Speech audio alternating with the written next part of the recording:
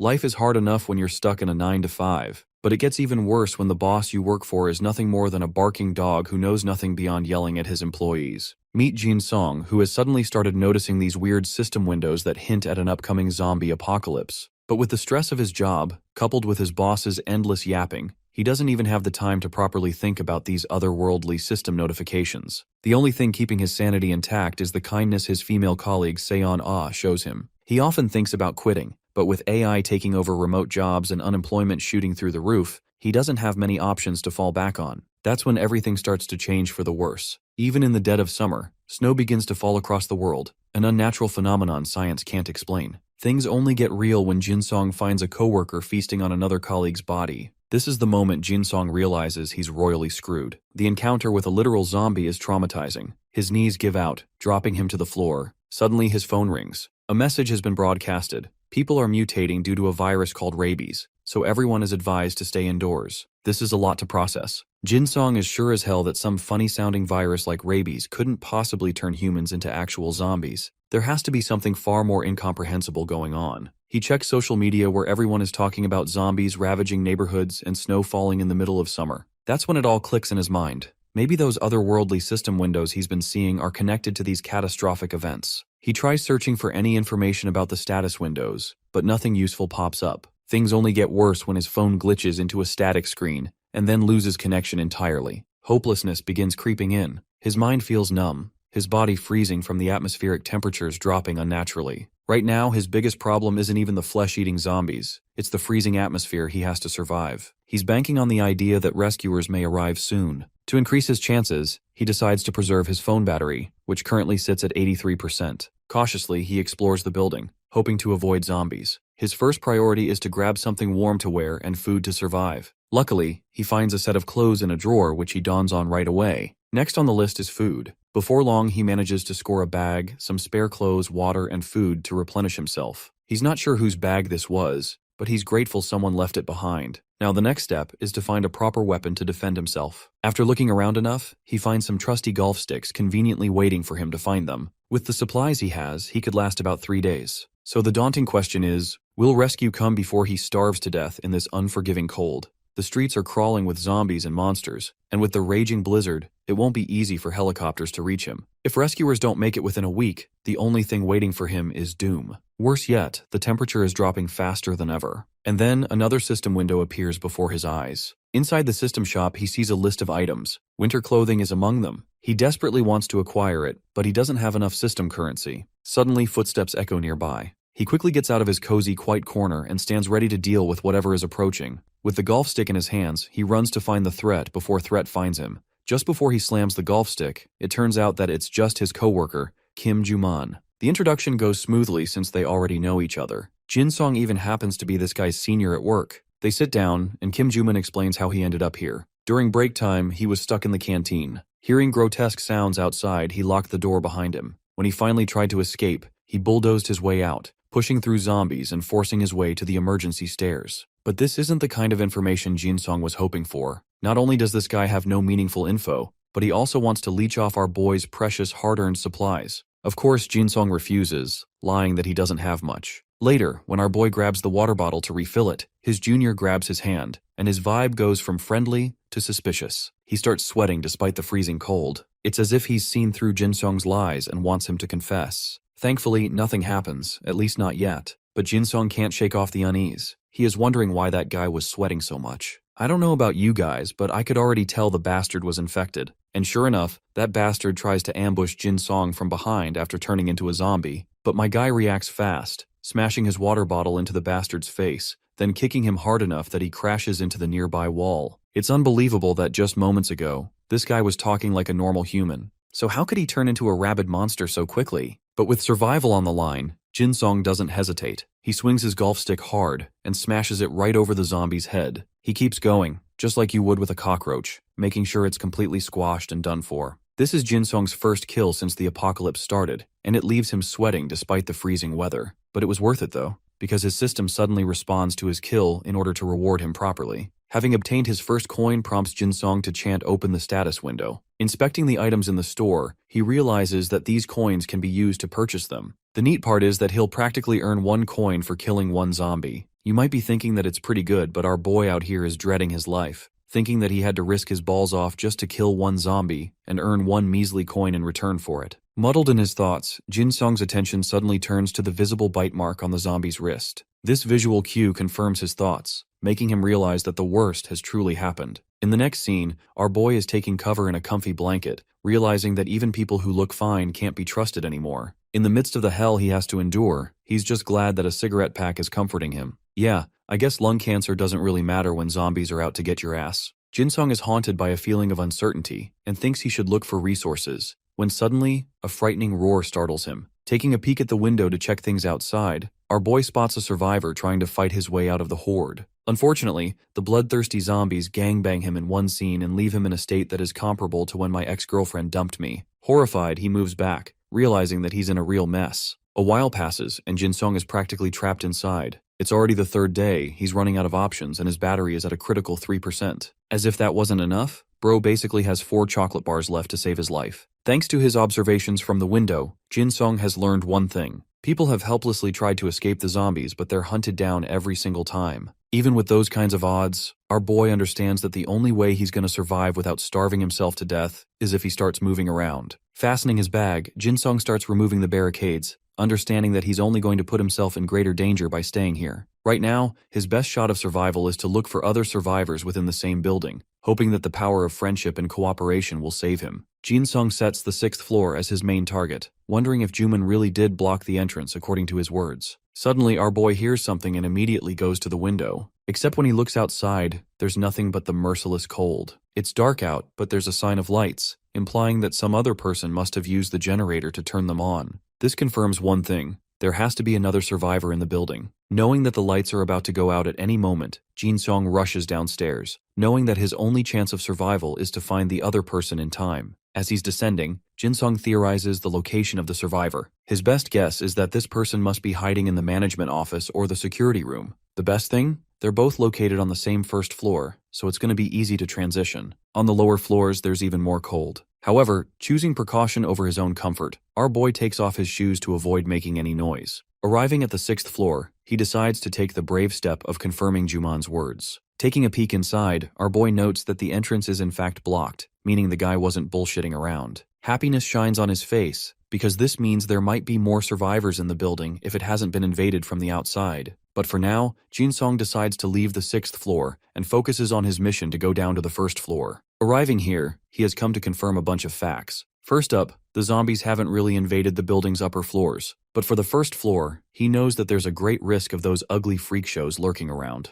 Clasping onto the door handle, our boy slowly opens to take a peek, begging and praying for there to be none. Unfortunately, reality is much darker. There's blood splattered everywhere, and just as expected, there are zombies tumbling around like the brainless savages they are. With an entire horde in sight, the situation is critically dangerous for our boy. This means he genuinely can't make his way outside, not with a horde this huge. The good thing is that the zombies haven't taken notice of the upper floors and are stuck on the 1st floor. However, with the way things are going, Jin Song fears that the door blocking them out won't hold up for long. Using this as his one opportunity to get the fuck out, he quietly slips towards the direction of the management office. Having arrived at the office only a moment later, Jin Song is unfortunately met with an unpleasant, tragic sight. In front of him is a corpse of a man, a really nice guy who always greeted him every morning, but because of the inhuman cold, he died from hypothermia. Deciding to let the guy rest, Jin Song shuts his eyes and offers a small prayer for his fallen companion. F's in the comments for his homeboy. Anyway, Jin Song continues his efforts to reach the security room, hoping that he'll find a survivor lurking here. However, he has to be cautious of potential traps set by the survivor, similar to what he did with the barricades. That's why our boy's first objective is to prove his innocence that he's not a mindless zombie. Turning his attention back to the freak shows lurking around, Jin Song observes that though these zombies are blind as hell, they're also pretty sharp on picking up sound. So, he calmly taps on the door, indicating that he's a human to the other person. Next up is the brave leap of faith as Jin Song slowly reaches for the door handle. But the moment he opens the door, something latches to attack him. It's not a zombie but a dude with a stick. Luckily, our boy manages to defend himself with the all-powerful Eater of Worlds,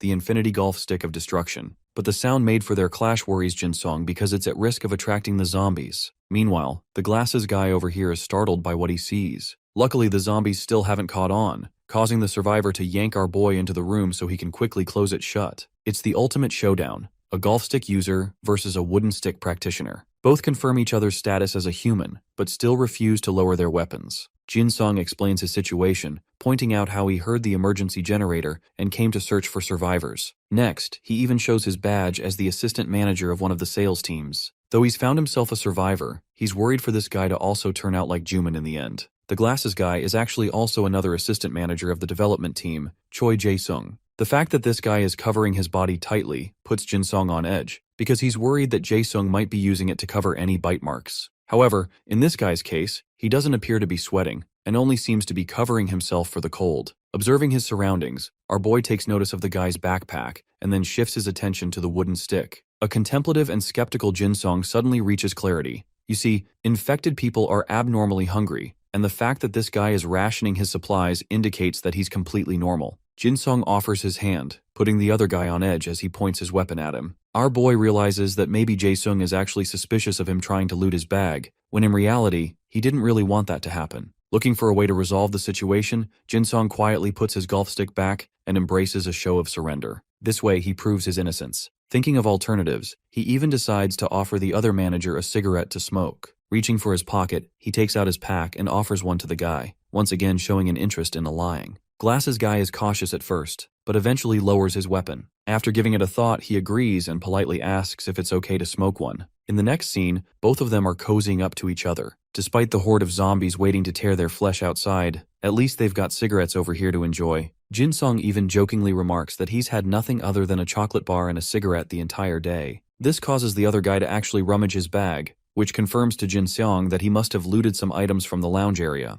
The guy takes out some noodle cake and breaks it in two, advising his new friend to eat slowly and chew it properly. Our boy happily accepts and starts munching down on it. He sparks conversation, curiously inquiring how the development team's manager was able to get his hands on food. Jae-sung apparently looted what he could without taking the whole fridge, something that made both of them laugh. A short while after, they're both quivering in the cold while the development manager explains the situation on the second floor. Things are looking miserable there. Recalling what happened, he remembers feeling trapped with his colleague, forcing them to split the food. His friend insisted that they get the move on, while he preferred waiting for someone to save them. In the end, Jae-sung's friend got gobbled up by the zombies because of his impatience, leaving the guy to fend for himself. From this explanation, our boy realizes that there are more than just a few zombies on the second floor. Luckily, there are only 4 according to what this guy saw. In the end, he had to leave 2 out of fear of losing power. So he scavenged his way, weaseling out as slow as he could while creating a few distractions for the zombies. Jin Sung is actually pretty impressed to hear that this guy managed to escape 4 zombies unharmed. Secondly, he learns that it was in fact Jae-sung who turned on the emergency generator. The guys also secured an extension cable for charging important electronics,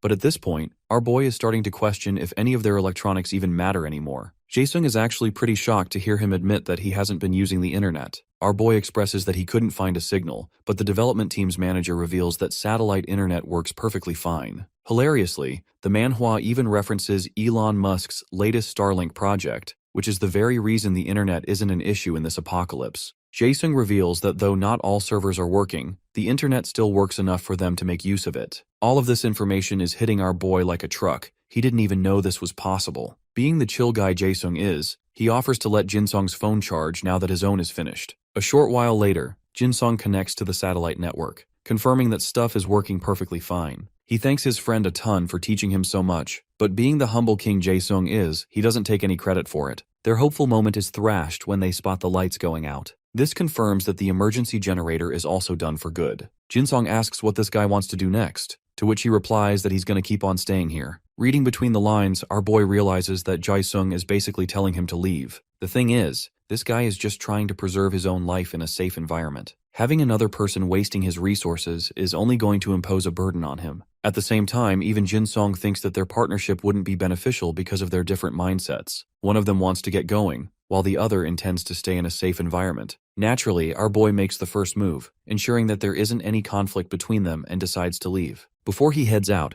his friend decides to offer him one last gift for the journey. He hands him a flashlight and a spare battery because he's got plenty of his own to work around with. This is an amazing development for Jin Sung, who stocks them in his bag, thinking that it's going to help him in the long run. In return, our boy happily offers him a couple of cigarettes to enjoy. Both of them part ways on good terms, bidding each other good luck and hoping to meet again soon. With that, Jin Sung heads outside, back to where the ugly freak shows are hovering around. He has to act before the power goes out for good. Taking note of the open door, our boy sneaks his way past the zombies and quietly pulls the door shut. He's out of danger now and considers his options. First off, he could potentially navigate down the basement, knowing that his car is accessible there. That's one way to escape the danger after all. However, what concerns him is if it's really the right time to leave this building in the first place. Of course, it's true that he has to leave the building at some point, but leaving too soon might be equally as dangerous to him. That's why Jin-sung chooses to go upstairs with his next goal of gathering information from the company before eventually plotting his escape.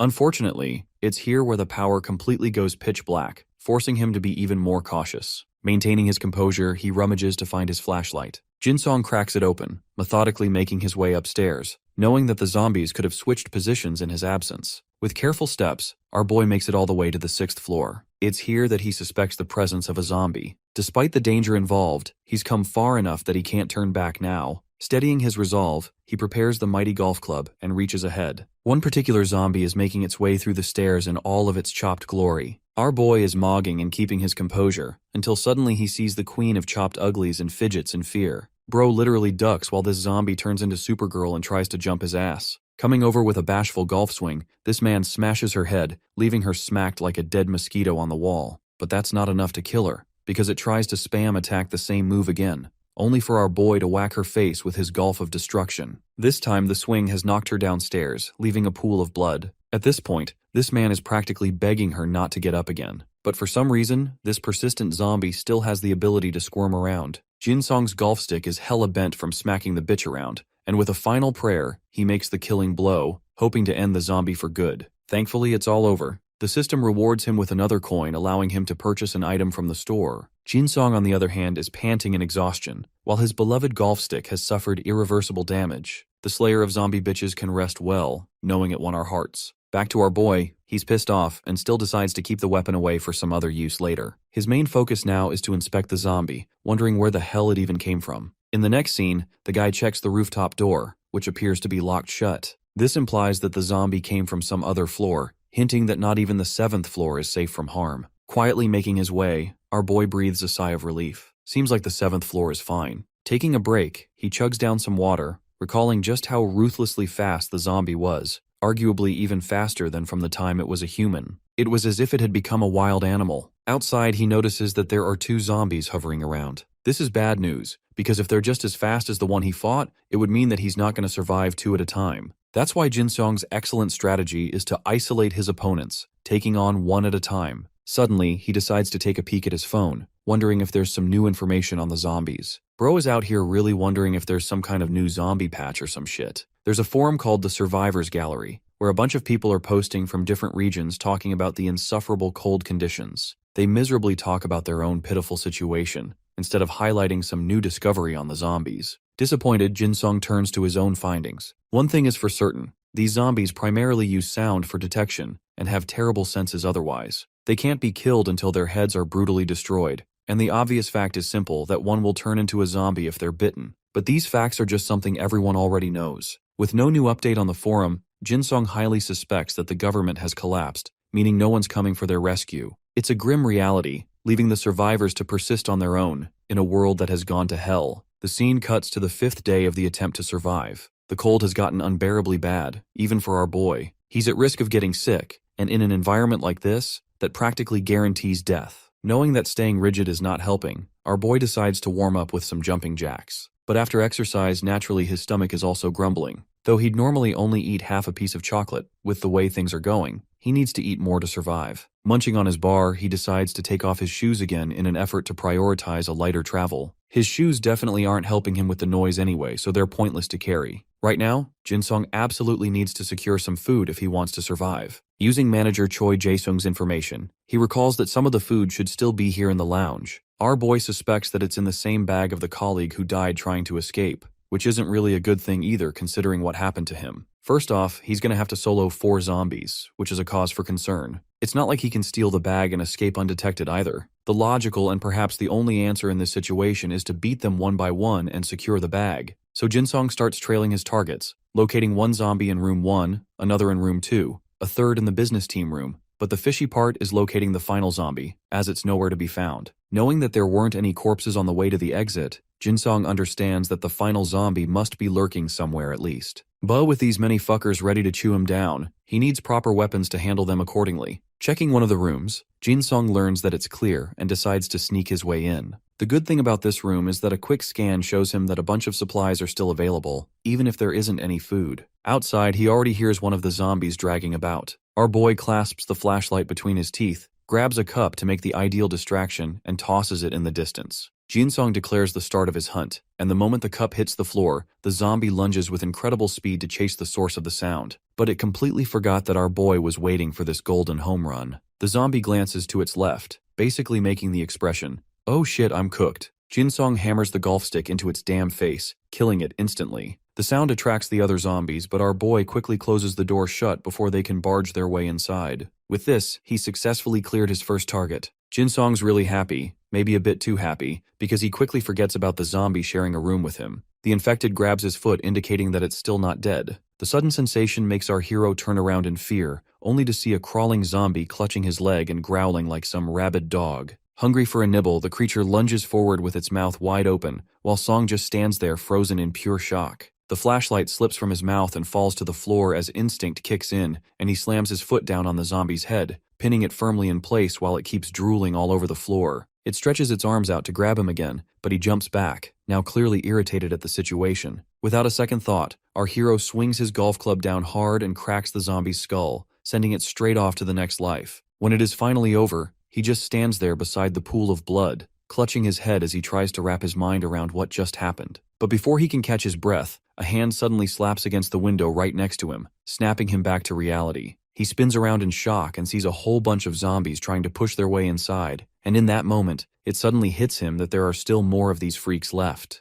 With no regard for personal hygiene, he puts the dirty flashlight back in his mouth and is determined to end this before more show up. Reaching the next room, he smashes his golf club through the window, which catches the two zombies inside completely off guard. Our hero then hurls a small metal object across the room, and both zombies instantly turn their heads. One of them rushes after it right away while the other remains standing, confused by what is happening. Song flashes his torch directly at the one still frozen in place, and the rest is history. Meanwhile, the backpack zombie dashes wildly around the room, even leaping over the desk to chase after the object, which turns out to be nothing more than a spoon. He turns around in confusion and runs at full speed, but our hero drop kicks him square in the back, sending him crashing to the floor. Wasting no time, he lifts his golf club high and smashes it down, sending the poor creature straight to hell. The final strike shatters his weapon completely while the system notifies him that he earned 4 more coins. A little downhearted at losing his weapon, he crouches beside the zombie to scavenge supplies. Song unstraps the backpack and slings it over his shoulders, feeling satisfied that it carries some actual weight. The relief is short-lived though, since he quickly realizes he is nothing but a damsel in distress without a weapon, and so he turns to leave the area in a hurry. Right as he is about to walk away, he stops himself. After going through all that effort to get here, it would be smarter to check the place properly. He recalls Jae-sung mentioning that the assistant manager had hidden in the break room and probably never had time to search the rest of the office. Going through each desk one by one, our hero's mood lifts when he uncovers a stash of supplements along with a power bank. Riding that small streak of luck, he pushes further and decides to check out the Development Team 2's office as well. But just then, a heavy thud echoes behind him. For a moment, he wonders if it is another zombie, but remembering he no longer has a weapon, he makes the quick decision to book it and live to fight another day. Our hero slips into a nearby room and hides behind a desk, hugging his backpack close. As he finally starts to calm down, he mutters to himself that it feels strangely comforting to be safe in a place as nerve-wracking as an office. Reality starts to settle in again, so he decides to go through the backpack and see what loot he got. After emptying the contents, he makes a list consisting of 3 bags of snacks, some ramen, cookies, and a can of Coke no gamer can live without.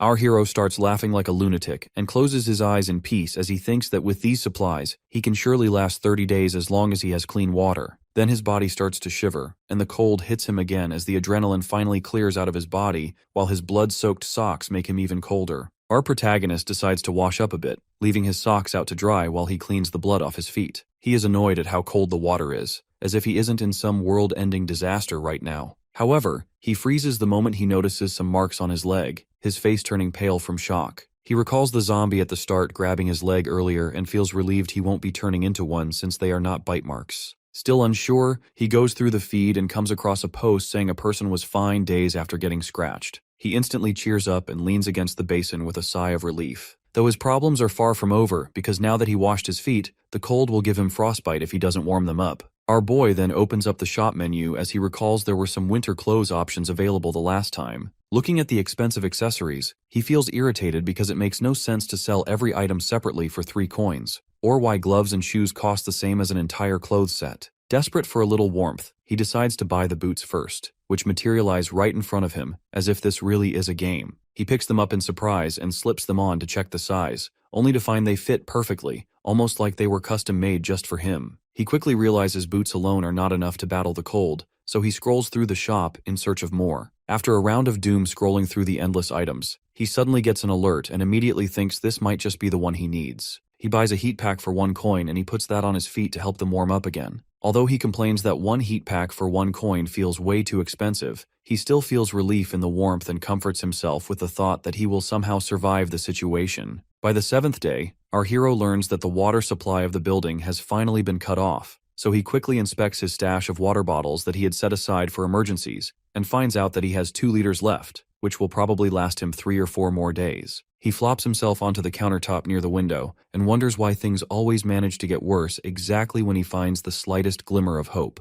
Our hero then scrolls on his phone to check for any new info about the zombies, and finds a post by a user who claims that he is going to risk it by heading to the supermarket. An anonymous user asks if he is really going out, and he confidently replies that he already left and will post again if he makes it back alive, so the anonymous user cheers him on in support. After that, our hero sets his phone aside and feels sad that the number of posts is dropping day after day, which means that there are hardly any survivors left. He walks up to the window to confirm his suspicions and does not spot many humans outside, but he still holds on to the hope that people must be hiding somewhere. By the 8th day, he checks his phone only to see that an anonymous user had asked whether the adventurer ever returned from the supermarket, but even after a whole day, no response appeared under his post. The anonymous user assumes the adventurer died and quietly pays his respects. That makes Song angry, though he remains grateful that he still has enough food and water left to save if he can just make it out of the building alive. The only problem is that he cannot possibly last in the outside world all on his own, so he knows he must find other survivors in order to make allies.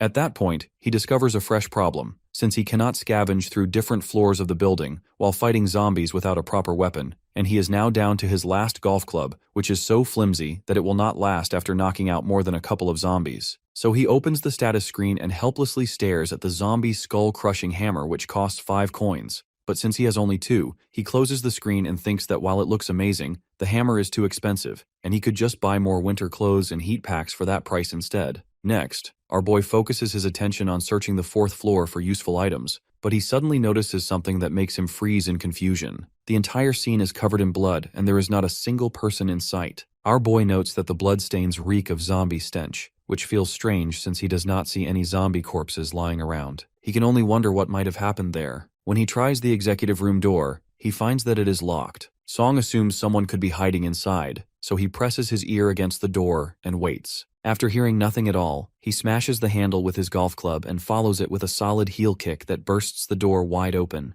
Instead of survivors, he finds a mountain of corpses with at least 10 zombies stacked together. Seeing that, he questions what kind of beast could have done something like this, and whether his company ever had someone with this kind of monstrous strength. He understands the situation and sets a new goal of making that person his ally. After searching through the offices for some time and finding nothing useful, he realizes that the entire place has already been stripped clean. It dawns on him that the person must have taken everything beforehand. The level of thoroughness makes him wonder that an obsessive person could pull this off, and he even considers the possibility of there being more than one people. He cannot help but question if they are still somewhere inside the building. Just then, he notices a note jammed inside the water dispenser. Inside, the writer congratulates him on reaching the 4th floor, and then apologizes for taking all the supplies, while advising him not to waste time looking around. The writer goes on to warn him about the executive director's room, explaining that all the corpses had been piled inside it, and that a set of skirts has been left in one of the cabinets for anyone who might need them. Lastly, it gives a strong warning that the 5th floor should be avoided at all costs. The writer explains his plan to leave for an island on the west coast, where life might be a little easier. He even notes down the date and time, making our hero realize that if he had arrived a single day earlier, he might have met the legend himself. The writer turns out to be Yoon Hyuk-jae from the accounting team,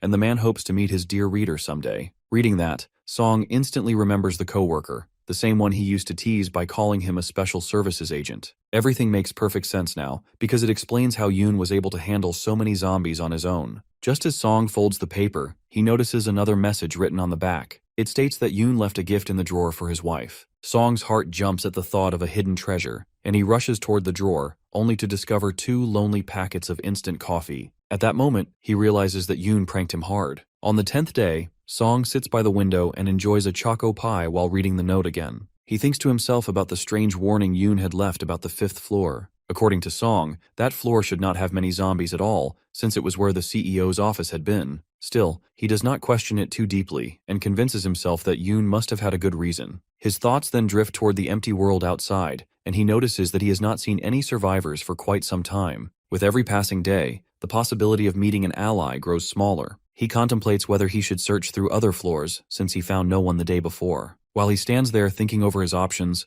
a beam of light suddenly strikes his face, and Song quickly realizes that it's a signal from someone outside the building. He notices the other guy pointing at something and feels genuinely happy at the chance of there being other survivors. This immediately catches Song's interest, so he looks a little closer and spots the man holding up a sheet of paper, as he realizes he must be trying to communicate something to him. An idea sparks in his head and he digs through his pockets, pulling out the camera on his trusty Samsung phone and using the zoom feature. His quick thinking pays off as he manages to read the message, which tells him that there are still people alive in his building and they want him to team up. Our hero is overjoyed at the thought of other survivors, but for now he decides to focus on the people on the 6th floor. Picking up his remaining golf club, he makes up his mind to explore the area. Sometime later, he reaches the 6th floor and is caught off guard when he sees that the entrance is not blocked, wondering if the other people cleared the mess out of the way for him. He calls out to any possible survivors and introduces himself in a friendly tone, but no one responds. As he walks deeper inside, he realizes the entire room is a mess, almost as if someone was desperately searching for something. The place gives him a very bad vibe and makes him wonder if others had been here before him. Just then, a zombie tries to sneak up on him. Luckily, Song detects the danger at the last second and quickly jumps back while readying his weapon. The zombie still manages to push him down to the floor, trying to pin him down, while its filthy drool drips all over his face. Desperate to stay alive, our protagonist kicks it straight in the gut, pushing the zombie back just enough for him to get back on his feet. Song doesn't waste the chance as he rushes forward and delivers a powerful strike that sends the zombie crashing to the ground. The fight doesn't end there, and our hero immediately picks up a cabinet with all his strength and slams it down on the zombie's head,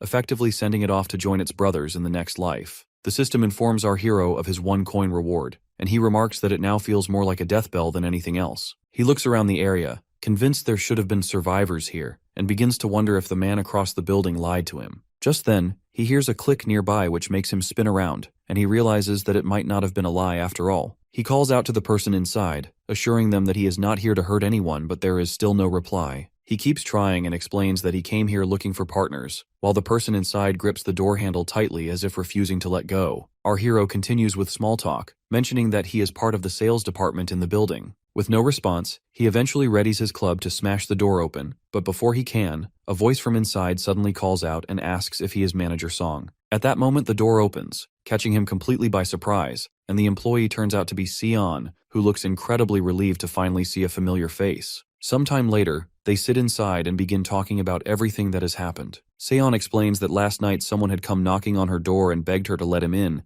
but she sensed something was off and refused. Once he realized she was alone, he tried to force his way inside, which made her retreat to the break room to hide. Within less than an hour, the man outside had turned into a zombie buffet and ended up converted into one himself. It then clicks for our hero that the zombie he just took down was probably that very man. Changing the subject, he asks her if she has any weapons, and she shows him a wooden spear. It strikes him as looking very similar to Jae-sung's weapon, so he asks if it was made from a mop. She confirms it and explains that she used a box cutter to sharpen it, turning it into a surprisingly useful tool. Our hero notices the dried blood on the tip and wonders if she has already managed to kill a zombie, but then quickly realizes how risky that would be and how much harder it is for someone like her to handle that kind of danger. Sion keeps talking about the details of her spear while our hero just studies her with a serious look, already convinced that women are practically handicapped in this kind of world. He knows zombies are one thing, but the real danger also comes from people as well not being aware of their surroundings. With nothing else left to do, our hero decides to leave, which makes the girl panic and grab his hand tightly. She hesitates while asking if he's really going, but he apologizes and says he has to. Her panic only grows and she tells him desperately that she doesn't think she can survive alone. He pulls his hand free and apologizes once more, but she clenches her fist and randomly says that she used to fence back in the day. That makes him very confused, but she insists it's true and lifts the spear with dried blood still on it, and she confidently declares that she's the one who took down the zombies on the 6th floor. She then faces him straight on and claims he'll regret leaving her behind. The words leave him too stunned to reply, and she quickly starts bragging that she once won a silver medal at the national festival. That instantly flips a switch in him, and he shakes her hand, agreeing to team up. Not wasting time, he hands her the backpack stuffed with all the supplies he collected earlier. Together they search through the entire room, and he tells her to start grabbing backup batteries. She looks confused and asks if the connections have already been restored. He calmly explains about Starlink, and that little detail makes her light up with excitement like a kid who just got candy. Our boy asks her how many zombies she actually handled, and she answers proudly that there were 8, not counting the one he finished off. Right after, she happily yells that she found the batteries, while he just stands there in shock that she managed to take down 8 zombies all by herself. Once they finish packing their things, she asks if they should head out now, but he tells her to hold on for a moment. His eyes narrow as he notices strange marks on the door, and he asks her what those are. Seon explains that the guy from earlier kept trying to break it down, though she isn't sure what tool he was using. Looking around more carefully, our hero spots a shiny object hidden under some papers. He picks it up in excitement, while the nerd girl casually remarks that it's a measuring caliper. He feels overjoyed to finally come across a sturdy metal tool that won't snap apart like those golf clubs, and quickly tests its weight in his hands. He mutters that it feels a little short to use as a proper weapon, but his coworker simply smiles and tells him that she already has a solid solution for that. Seon grabbed the caliper and did some arts and crafts bullshit to make use of its strength and extend its range. As securely as she could, she tied the heavy metal tool to the end of her trusty murder stick. The sharp edge is on one side, and the heavy caliper is on the other. It's a pretty useful double-sided weapon. You can strike like a spear and clobber like a caliper. The perfect invention. Seon was very pleased with her creativity. She's already showing that bringing her along is the best decision Song Jin-song will make. Maybe having more people doesn't mean more people to fight with. Being on a team could make great things possible. Afterwards, they did an inventory check on both of their supplies. They have a pretty even split of food, so they won't have to worry about that for a while. Among Seon stuff, there was a frying pan. She personally brought this thing to the office on the day of the apocalypse. She was supposed to get it refunded at the store she bought it from because of the color. With this thing, they could melt some snow for water. She embarrassedly averted her gaze. She's been using that pan for a different purpose. The handle is a little slippery. What could that mean?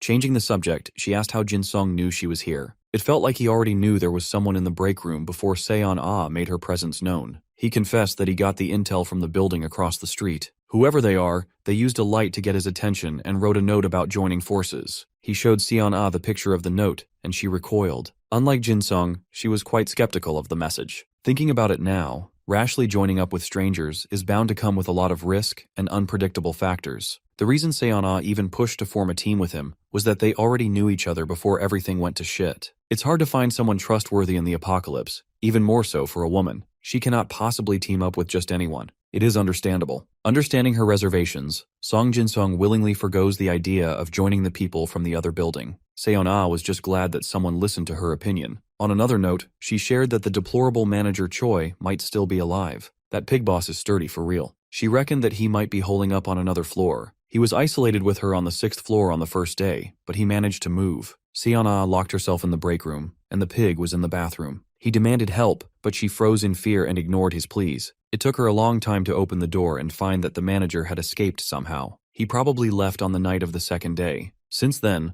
Seon carefully surveyed the 4th, 2nd, and 1st floors. She looted a decent bit. Assuming that he survived and hasn't moved, the manager might be lurking on the 3rd or 5th floor. As the night deepened, Seon retreated to her corner, endured the cold, and dozed off. Song Jin-song feared that the neighboring survivors might reach Manager Choi and team up with the fat fuck. They could grow their group and become a threat to him and Seon. Feeling himself spiraling to a hypothetical worst-case scenario, Jin-song shook his head and tossed away the uncontrollable external factors for now. To make himself feel better, he looked at his slowly rising coin count. Right now he can afford another piece of comfy winter gear. A winter hat would hit right about now. But before he could impulsively click on the buy button, images of Seon bruised feet flashed in his mind. The apocalypse is on, and bro is thinking about feet. She's at risk of getting frostbite. If she succumbs to that pain, she won't be able to move, just another dead weight. In many ways, giving her some comfortable boots is a logical choice. So, while his girl was sleeping, he was shopping to give her some boots. At the last moment, he balked and closed the shop window.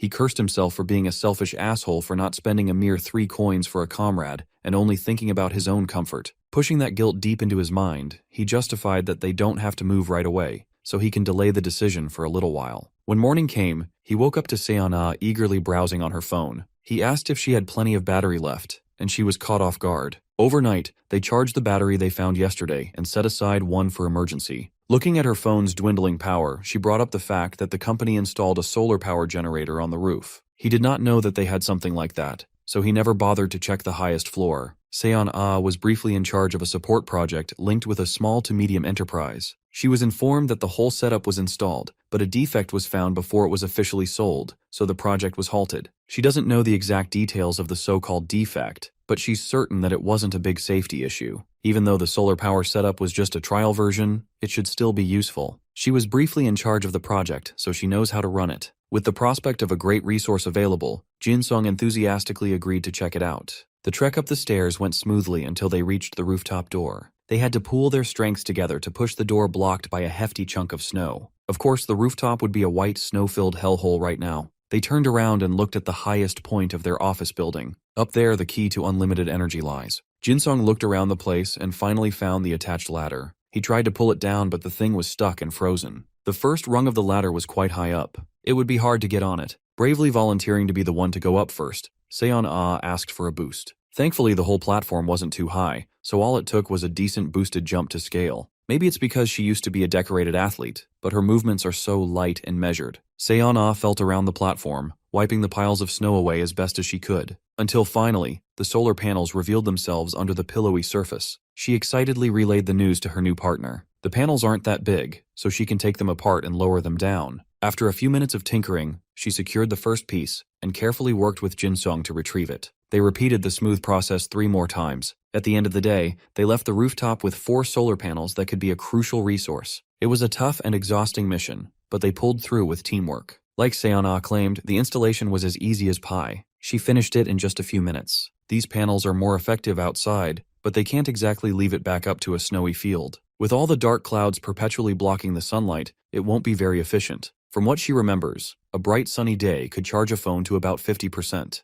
The sun is barely out now, so they might as well test the current benchmark of their new panels. They left a phone plugged in for an entire day, and it only gave them 8% of juice. To charge the phone to full would take more than 12 days. That is not a good yield at all. Seon-ah's enthusiasm from the day before had completely evaporated. After all that effort and manual labor, they were rewarded with 8% of the battery. Jin-sung could not help but look at her shivering and bruised feet. He's just like me for real. They already expected a bad yield, but being proven right is still disheartening. Looking on the brighter side, Jin-sung figured something out. He might have just come up with the best place to go if they ever decide to leave the company building. They won't have to go far. They can check out the company's logistics warehouse nearby. That place might have food and essential tools for survival. The problem is getting there. They could probably secure a car, but navigating the icy roads without a GPS might be a big problem. They could rely on phones to maybe draw a map on paper. Seon-ah assured him that they could go to the warehouse without a map. It's near her house after all. She often passes by that place when taking walks. Every passing day together, this woman keeps on proving that teaming up with her was the wisest decision.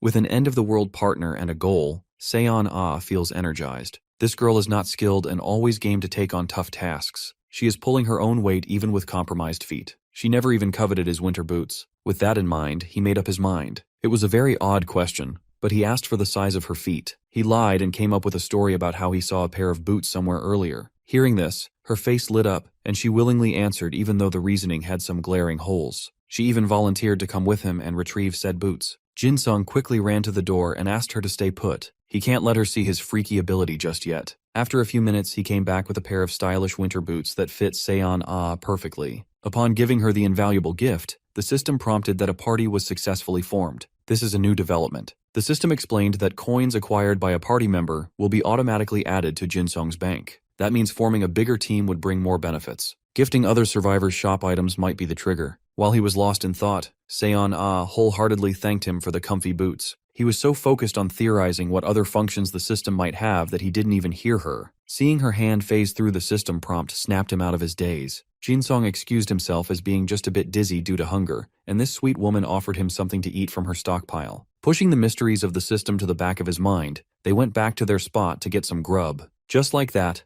14 days have passed since the outbreak, and the perpetual blizzard started. Their water supply ran out 3 days ago. The thirst is setting in. Today is the day to test out the pan and melt some snow. Seon-ah took charge of getting some papers to burn. Since there's a risk of spreading fire inside the building, they decided to light up on the rooftop. This practice also comes with a set of risks. If they light a fire outside, the smoke might attract some raiders hiding nearby. Those people usually move in groups. With the state of the world in chaos, raiders are bound to band together to commit all sorts of inhumane crimes. They will steal, murder, assault, and commit sexual violence to their rotten heart's content. Jin-sung wanted to hold out on making a fire to avoid drawing attention from the wrong people, but they don't have a choice anymore. Using a lighter, they lit up some office documents and piled them up on a metal drawer box. They haven't felt this warm in a long time. For a minute, Seon-ah and Song Jin-song shared the comfortable warmth of the pyre. They put some snow on her treasured pan and managed to melt a decent amount of water. Desperate to get some fluids in their body, the two shared a cup of warm water. It's been so long since they had a drop of drinkable water, let alone something warm. Seon-ah was moved to tears. She was starting to forget that such warmth existed in this cruel world. They shared a cozy evening, glad that they didn't give up and found each other. Little things like this can fuel the hopeless to hold on just a little longer. The night quietly passed, and day 15 of survival arrived. Seon-ah woke up first and gently nudged Jin-seong to open his eyes. She noticed something on the other building and pointed it out to him. That guy who's been watching from the other side has sent another message. The note said that the other survivors are coming to them. To be precise, they are crossing over to join forces. This news gave Jin-seong a jolt to his senses. The note was given just a moment ago. This will surely complicate things. Seon-ah saw the group moving busily, so they'll probably reach this floor soon. They might have seen the fire last night. There's no way to be certain if they are friendly or a pack of opportunistic raiders. They might be a dangerous bunch. Surveying the building's entrance, a bunch of men clad in winter clothing and equipped with blunt weapons came out. For now, Seon-ah and Jin-song decided to pack their things and ditch their spot. Those neighbors even have wooden shields to deal with the roaming zombies on the way. They are moving faster and more organized than expected. The three were handling the undead very systematically. They would lure the brainless beasts with sounds, isolating targets one by one, and killing them swiftly. At this rate, they would scale the office building within 10 minutes at most, 15 minutes at the latest. The duo finished packing, but they had already wasted quite a bit of time. The neighbors were doing really well until they messed up and lured way too many zombies to deal with. Realizing their mistake, they pushed forward and ran towards the building. Since a bunch of zombies are hot on their heels, the guy wielding a demolition mace smashed through the glass to make an entrance. Seeing the situation escalate, he turns his gaze to Seon-ah, wondering if she's holding up okay. She admits to having gathered everything, but they gotta figure out how they're gonna carry this solar panel. He tells her to leave it, but she protests, saying that leaving it behind would mean sacrificing their power. However, his reasoning is correct. Their survival is necessary. With a heavy heart, she gets up, agreeing with him. They lift their crafted weapons and begin walking. A little while later, they realize that the enemy is approaching. The place is ice cold, and their only options are to run either to the rooftop or the lower floor. Considering the cold environment, they don't choose the rooftop because it could halt their progress, so instead, they head to the lower floor. After reaching the 6th floor, they decide to block the entrance and keep their guard up. They hear footsteps coming toward them, and our hero tells Seon-ah to be ready for the encounter. Despite being nervous, both of them are prepared as the sounds grow closer and closer. Suddenly, she realizes something, and our boy confirms that the enemies are looking for survivors. The people are about to reach the 6th floor, and the duo keeps their weapons ready to fight them off. But after waiting for a while, they still haven't arrived, which makes Seon-ah feel that something is off. The ground begins to rumble and they're both devastated, unable to understand what's happening. A loud sound shakes them and they both fall to the ground, checking on each other to make sure they're all right. After a moment of confusion, they wonder if it was some kind of blast. But considering it's just the two of them there, why would anyone use explosives? Our boy thinks of something and remembers the note. Avoid the 5th floor under all circumstances. He also recalls when Seon-ah informed him that the section chief was likely to have survived. So there's a chance that he took shelter on either the 3rd or 5th floor of the building. Connecting the dots, he gets up and decides to go down to the 5th floor to check. Hesitant, Seon-ah wonders if this is the right choice, but he assures her that if his guess is correct, then they are definitely making the right decision. When they enter the 5th floor, they find the entire place in utter shambles. The walls are broken and the glass completely shattered. He urges Seon-ah to be careful and mindful of her surroundings. Suddenly, Seon-ah stops and tells him to look to the side. When he looks in that direction, his jaw drops. A corpse lies in front of his eyes. He steps in front of Seon-ah, keeping her behind him while he goes to check further. Upon investigation, he finds only 2 dead people and concludes that there aren't any more explosives left. He comes across a door that has been completely destroyed. Suddenly, he hears a voice mumbling about its terrible luck. Our boy recognizes the voice. He follows it and comes across Chief Choi. It all makes sense to our hero now. Chief Choi was the one who caused the blast. As Choi keeps mumbling to himself, our boy shakes him out of it. Choi is surprised yet nervous to see Jin Song. His reaction seems a little too excited, almost suspicious. Choi begs Jin Song to help him. He drags himself toward him, pleading to be saved because his leg has been blown off and he doesn't want to die yet. Our boy is shaken, and behind him comes Seon Ah, drawn by the sound of Choi's voice. Seeing Seon Ah, Choi is amazed and tries to convince her that it's really him. Faced with a tough choice, Jin Song apologizes, saying he doesn't have any pills and that they aren't qualified doctors who can help him. Choi cries, saying he wants to keep living, and desperately tries to convince them that he can survive. Then he suggests a bizarre idea. If he becomes a zombie, he'll be able to live on. He pleads with them to bring a zombie to infect him so he doesn't lose his life, even if it means living as one of the undead. He's even willing to be thrown to the first floor so he can get bitten and infected. Hearing this, Jin Song apologizes again and denies his request. Choi can't handle the rejection and begins cursing them out, yelling that he held off the raiders for them, and this is how they repay him. He throws out wild accusations, shouting that they're probably sleeping together and that's why they don't want to help him,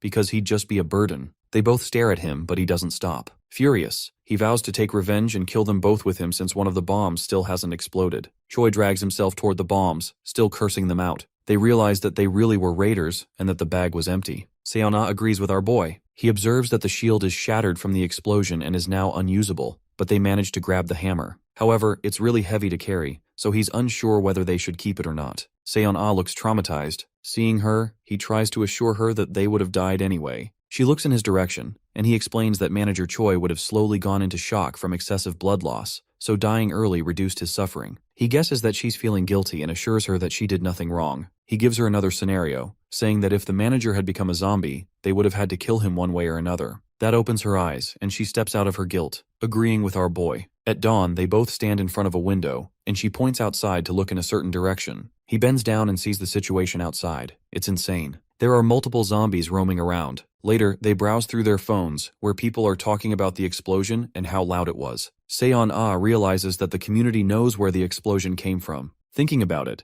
our boy is sure that since this has become a topic in the community, other raiders will come looking for it. Besides that, the zombies that have swarmed are also a huge problem. He admits that he's been watching since yesterday, and that the zombies are spreading more and more over time, with most of them staying nearby. They assume that the lobby doesn't even have enough room to take a step in. So, they decide to leave tomorrow at the earliest time because they can't let the zombies occupy the emergency exit as well. Hearing that plan, Seon-ah agrees with him. They get up to check the situation on the first floor. As they're walking, Seon-ah hears a weird noise and wonders if Jin Song can hear it too. It's a loud banging sound, and he's sure that it's coming from upstairs. Slowly, they creep up to check what's causing the noise. They're shocked to see zombies inside the office. Seon-ah gasps in horror. Jin Song can't wrap his head around how the zombies got in because he was sure that Choi had died earlier. He tries to calm Seon-ah down, suggesting that maybe a survivor from the third floor, one they didn't check, went up to the fifth floor, or perhaps something came through the broken window on the fifth floor. They begin heading back down to the first floor. They slightly open the door and see the entire floor filled with the undead. They knew the situation would be bad, but they didn't expect it to escalate to this extent. The first floor is completely occupied by zombies, and they look across to the security room. They know that if the manager had been in the security room, he would have heard the zombies closer than anyone. Our boy shuts the gate because going through that way would be fatal, so they decide to go out through the underground parking garage. Since they didn't see any zombies there before, they head down to check if it's still clear. When they reach the garage, there aren't as many undead compared to the first floor. Since it's suddenly gotten extremely cold and not everyone left their cars behind, there are many vehicles they can use as cover. If they move quickly, the zombies probably won't be able to smell them, as there's no wind in the parking area. Hiding behind a truck, Jin Song asks Seon-ah to look at what's reflected in the car's mirror. She sees the B1F but can't clearly make it out because of her eyesight issues. She admits that she can only see the entrance leading from the passage to the B1F,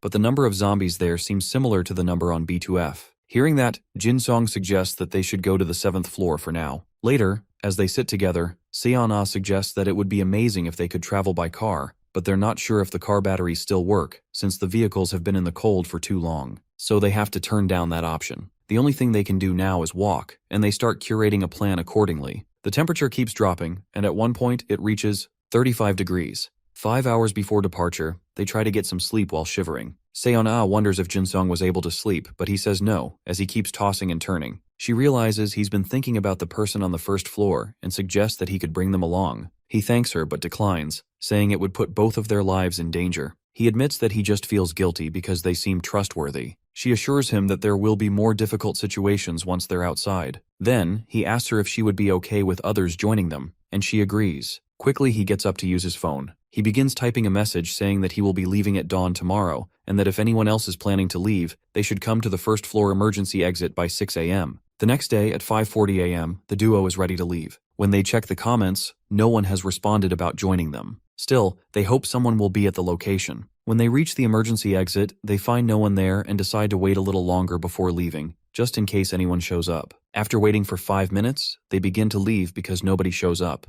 Looking outside the door, our boy notices a zombie that wasn't there before, and they realize they'll have to kill it and proceed with Plan A. Seon-ah realizes that the community was correct. The zombies keep circling the same spots while some of them just stand still. While hiding behind a car, they spot a zombie they need to take out. As our boy steps out from behind the car, the zombie leaps at him, growling. With confidence and strength, our boy knocks the zombie down with his weapon, and Seon-ah joins in to finish it off. The system notifies them that a party member has mined a coin, and that the coin is now bound to the party leader. After killing the zombie, our hero gives a thumbs up to his partner, and she smiles at him. Then they begin to walk and step outside. As soon as they do, they realize it's freezing, far colder than they expected. They could potentially freeze to death if they sleep outside, so they keep moving. Their first stop is Cheonggyechon, since zombies can't go up or down stairs. They're moving slower than expected, but this way they won't be spotted, and they can move calmly. After a while, they see their first destination. They choose to be careful because there are many zombies roaming around the police station. Bit by bit, they keep covering distance, and suddenly it begins to snow. The wind starts to blow, which means their scent can now be carried to the zombies. The wind direction is toward the police station, and soon enough, the zombies in that area catch their scent and begin running toward them. Both of them panic, wondering what to do,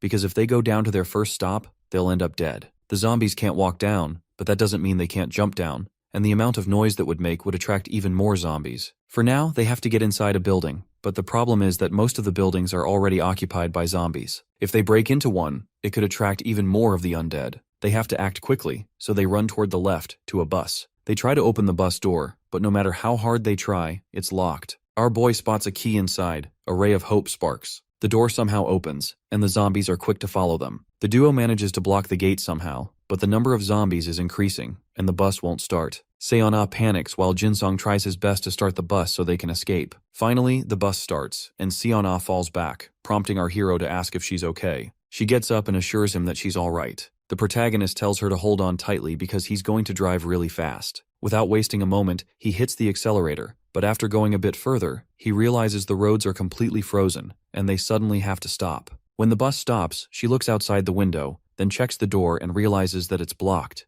They've managed to escape the initial danger, but still, they don't know what to do next. They'll need something to distract the zombies, but until something passes by, the zombies can't be distracted. Little by little, the crowd of zombies grows, and if they keep banging on the door, the bus might fall over. They're about to lose hope, wondering if it's going to end like this for them. Our hero decides not to give up because it took too much for him to get this far. As he forces himself to think harder, a miracle happens. Suddenly, a loud clang distracts the zombies, and they run off to see what caused the noise. The duo sighs in relief as most of the zombies leave them. Some still remain, but they're sure those will leave on their own soon. Then the hero wonders where the noise came from, and Seon-ah points toward an open window of a nearby building, from which the object must have fallen. She looks up, guessing it was probably from the second or third floor. Our hero wonders who could have helped them like that, and Seon-ah happily says that it could be a survivor with some humanity left. Suddenly, she sees that it's the same person who helped them before, an angel in disguise. The person waves at them, and by the looks of it, it seems to be a woman. Seon-ah looks closely and sees the woman watching them through binoculars. Hearing that amazes the protagonist, and they both type on their phone, thanking her for saving them. The woman waves a thumbs up in response. Both of them are overjoyed, grateful for how kind the woman was to save them from the undead. Seon-ah is happy that not all survivors are raiders, that there are still good people left. Even Jin-sung jokes that he wants to treat her to some instant noodles as a thank you. His partner reminds him that they don't have any food left, and they both laugh about the situation they're stuck in as a thank you. His partner reminds him that they don't have any food left, and they both laugh about the situation they're stuck in. Then, Seon-ah wonders if there might be some ramen left in the distribution warehouse, and Jin-sung affirms that the first thing they'll grab is some ramen. Later, in the bus, they're both freezing despite being wrapped in all the clothing they have. Jin-sung notices that Seon-ah seems a little off, and she's surprised to see that he's still awake. He looks at her and realizes she looks extremely pale, then sneezes himself, showing that he's caught a cold too. He realizes that the bus can't keep the cold out. Seon-ah insists she'll be fine, but when he feels her hand, it's ice cold. Even her lips are turning blue, and she's been shaking. He knows that if they don't warm up quickly, they'll become completely immobile. They start thinking of ways to stay warm, and the protagonist suggests lighting a fire to keep them warm. Seon-ah worries that they'll suffocate if they build a fire inside the bus, but Jin-sung is ready to prepare a small vent for the smoke. They can't break a window because the zombies would try to reach them, so they use their weapons to carve a vent in the roof of the bus. They make 3 holes for ventilation. Earlier, they had carried some papers, so they're able to start a small fire. After they build the fire, they begin to warm up. Seon-ah looks at her phone and shows Jin-sung a post that was made for them. The post is from the people who helped them earlier, asking if they could join them. To confirm that the post is meant for them, they exchange details about the surroundings, the parked car near the bus, the nearby convenience store. After confirming everything, Jin-sung thanks them for their help, and the people ask if they can join them for their future travels. He looks up at Seon-ah, wondering what they should do about this situation. A guy opens his window to take a look outside and ends up seeing an undead trying to climb a wall. Freaking out, he begins to throw everything he can find at the zombie, hitting its head until it falls down and dies. Talking about it online, he questions whether the zombies are some kind of mutants. He looks at the undead closely, and the face seems weirdly familiar. So he checks, and it's revealed that it was the manager of the indoor climbing gym next door. This incident indicates that zombies can still retain skills from before they turned into the undead. At 8:56 a.m., our duo begins to leave the bus. As they are walking, Seon-ah asks for Jin-sung's opinion about the post they saw earlier about the mutants, to which he replies that he saw it coming. That's because previously, when Manager Choi died in the explosion that blew out the windows, it's highly likely that the zombies got in by climbing the building's walls. Then, they wait for the people who are supposed to join them. And at 9 a.m., sharp, a girl steps out. Seon-ah happily goes to her. She sees that the girl is wearing a thick padded jacket, which makes Seon-ah jealous. Jin-sung assures her that they can get some winter clothes later. Seon-ah looks at the woman, who seems super kind, and just like that, they're about to become a trio. But fate has different plans for the kind woman. Out of nowhere, a zombie leaps and attacks her, biting into her neck, which shocks the duo. The zombie then begins devouring her remains, and our guy covers his mouth, realizing that the zombies are coming because of their scent. If they stay there, they'll be the next meal, so they have to move quickly. With that said, he starts moving, but Seon-ah is frozen in shock. He reminds her that they have to go. She looks pale from what she just witnessed, so he urges her to put her emotions aside and move in order to survive. She looks at him, knowing he's right, and they start heading toward their destination again. They reach an underground station, but wonder if this is the right way. Being on the surface is risky, so they decide the better option is to stay underground. They wonder if the people who were heading home had been infected. Suddenly the wind begins to blow again, and they have no other choice but to go downstairs. Seon-ah looks around and finds no zombies, only the corpses of people who look like they were trampled by the crowd. Jin-sung thinks that might indicate that not all of them were run over, because if they were all stuck in the subway, that just means they couldn't manage to escape. She taps him on the shoulder, and when he looks at her, she points toward a convenience store, which brings a bright smile to the protagonist's face. When they step inside, they find the store completely empty. Seon-ah observes the scene and wonders if they should check the storage room. Entering the room, they find 4 cans of beer, which look like someone left them there on purpose. So, they decide to take 2 of them. Making their way outside, they go to a clothing store, but it's completely looted. Seon-ah expected that, and since it was supposed to be summer, there wouldn't be any winter clothing anyway. Still, she didn't expect everything to be gone. Jin-sung then looks at the phone shop next door, which seems completely untouched. He concludes that they'll have to walk more than they expected, hoping it won't be over 20 kilometers. Seon-ah then tells him about what she saw earlier on the wall, which she found strange but took a picture of. The wall said, "I expected chaos to come, but not like this. It's far beyond anything I imagined. I'm scared. What should I do? Where should I go? I can't find my way."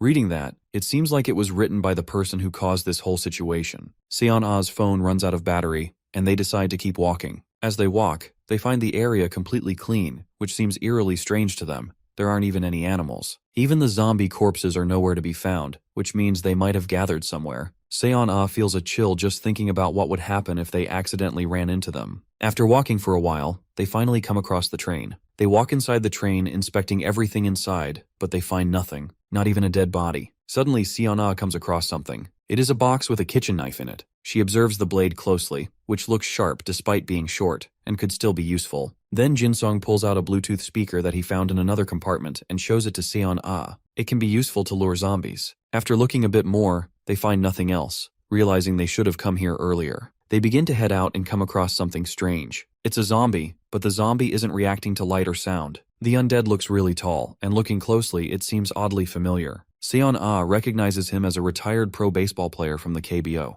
No wonder the zombie is so tall. Knowing the backstory, they want to stay away and be careful, as it could easily overpower them. They slowly move behind the zombie, trying not to draw its attention or provoke it, saving themselves from unnecessary attacks. No matter how quiet they are, the zombie ends up reacting and notices them. It begins to run in their direction, and Jin-song yells at Seon-ah to follow the same plan as last time. She Rogers, and Jin-song sees how fast the zombie is. The zombie tries to leap at him, but he stabs it with his weapon, and Seon-ah hits it in the head to kill it. But they're both shaken as their weapon breaks on impact. It was a golf club, and they can't believe how strong this guy is. The zombie angrily looks at them and almost attacks Seon-ah. Seon-ah smartly moves behind it and, with the broken golf club, decides to attack from the rear. She stabs the stick into its head, killing the zombie instantly. Both of them look at it while it's on the ground, in awe of its physical power, because it kept dragging itself despite being stabbed in the shoulder. Jin-song apologizes that he couldn't defend her, but she understands there was absolutely nothing he could have done either. Seon-ah pulls the broken golf club from the zombie's head and wonders if they should attach it to the wooden spear now. Jin-song approves of the idea since the wooden spear was broken too,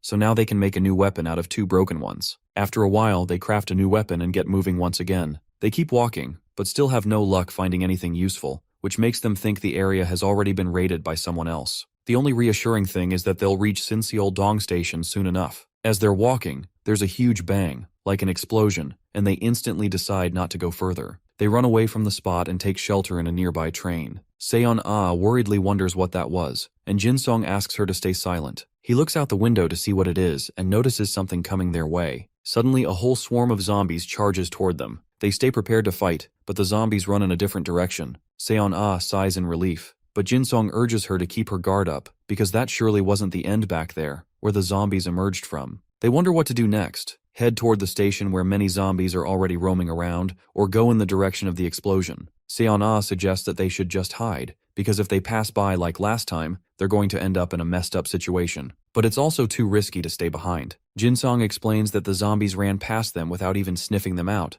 but the ones walking slowly could easily smell them. Seon-ah decides to listen to what Jin-song has to say, and he decides they should head back the way they came and move quickly before the zombies start to notice them. Soon they reach Section 3 and climb up onto a train. Seon-ah wonders where the zombies are, and he assures her that they can avoid them as long as they don't make any mistakes. Then he pulls Seon-ah to the top of the train, but his hands slip from sweat, and he suddenly drops her to the ground, making a loud noise. The zombies hear the thud, and Seon-ah is suddenly chased by them. Jin-song urgently grabs Seon-ah and pulls her on top of the train. A zombie manages to grab her foot, but she kicks it off. The entire area becomes flooded with the undead, and they begin to run toward the exit. Somehow they reach the stairs, fight off a zombie, and run away. After a while, they manage to escape and sit behind a closed door, taking a moment to catch their breath. They were almost devoured by the zombies, but were saved by an inch. Then Jin-song asks Seon-ah to show him her foot because a zombie tried to grab it. They take off her shoe and see a small mark, likely caused by the zombie's claw. Thankfully, it wasn't a bite, just a scratch, but it still makes her worried because it could also cause an infection. She begins to cry, thinking she might die right there or become a zombie too. Later on, they disinfect the wound, which makes her feel better about the whole thing. It's a relief that they had a first aid kit with them. Jin-song looks at the kit, realizing that a lot of things are missing from it. Then, they look around the place, which seems to have already been raided because there's no food or anything useful left behind. Jin-song agrees, but they decide to rest for a bit after the fight they just had. He looks around and finds a key, brightening up his face. Seeing the key, he is relieved that at least they don't have to worry about where to sleep safely tonight. Surely this isn't what he was looking for, so he continues his search. He realizes that someone has already raided this place because things aren't where they should be. Then, he begins to look through the books and finds a logbook. Inside it, the password for the locker. Seon-ah is impressed by Jin-song's smart play as he unlocks the safe. He admits that he used to work for the subway previously and discovered that they always wrote the safe passwords in the logbook. She wonders if there is something special inside the safe, but he admits that it's mostly just the station keys. But the only thing that matters for them is what he pulls out, and it is a box with a gun. He tells her that it's a gas gun, which subway stations always keep with them. She wonders why something so dangerous would be kept in a subway station that could risk lives. He explains that the station staff collects cash every morning, and just in case they ever get attacked by robbers, the gas gun was supposed to protect them, and then he hands her over the gun to keep it with her. She denies, and the reason behind that is,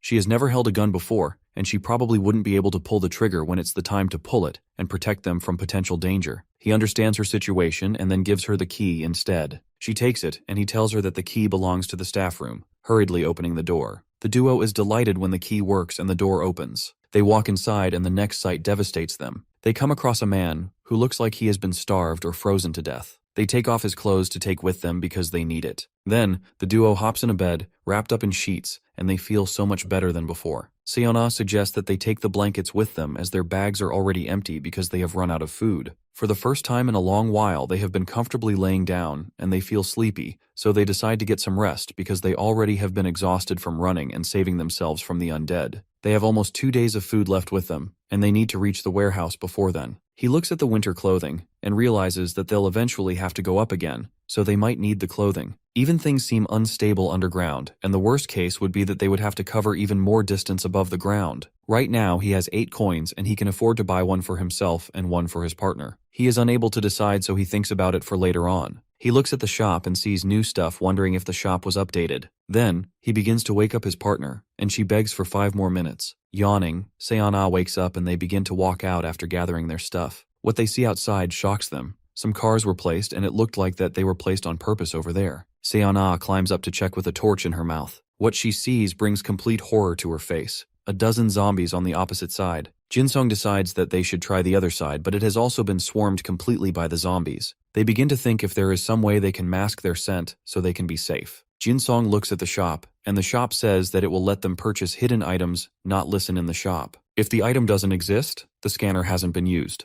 And if the item exists, the scanner is used even if they don't buy it. Jin-sung purchases the Explorer item and a search icon appears. He decides to use it and asks the Explorer to search for a vaccine, but the search comes back negative, and when he commands to search for a zombie vaccine, the result comes out the same. After that, he again searches for zombie antibodies, but the search still returns empty. After several attempts with different keywords, he accepted his defeat. He was already prepared to be disappointed, but according to him, it was worth a try. Suddenly, he decides to try something different and searches for deodorant. The Explorer finds the deodorant for him, which costs 1 coin. In addition, the effect of the deodorant lasts for only 90 minutes. Jin-sung is glad that he was able to get a deodorant at least, although he is shocked by how expensive it is. From their current location to Uidong is roughly 11 kilometers, and avoiding zombies in the cold will take about 4 hours. He realizes that he and Seon-ah will need at least 3 deodorants each. He checks his coins and realizes that he has 7 left. Having no choice, he buys the deodorants even though he was saving up the coins. The protagonist grabs the deodorants and hands Seon-ah her bottles. Shocked, Seon-ah asks him how he got them. The hero claims that he found them in a bag on the platform. Seon-ah wonders if they will work or not, and Jin-sung suggests giving it a try, and if it doesn't work, they can return. The two then apply the deodorant on their bodies and their backpacks as well. Once they are ready, they step out of the subway. The protagonist suggests that they speed up because they might run into zombies. Just then, the wind starts blowing really hard. Seon-ah spots a zombie nearby and tells Jin-sung about it. They walk closer to the zombie, and to their surprise, it does not move or react to them. They wonder if the deodorant is working, but then the zombie lets out a scream into the air. They are left wondering if the zombie noticed them. However, they stay still and fortunately the zombie turns around. The two then realize that the deodorant is actually working. Jin-sung suggests that they keep going. After a while, they walk past a gun shop. Seon-ah notices that the store looks untouched and believes that either raiders have cleared it out or the shop owner is still inside protecting it. Jin-sung suggests that they continue moving and save the shop for another time because anyone inside would likely be armed. Not long after, they arrive at Suyuri Station.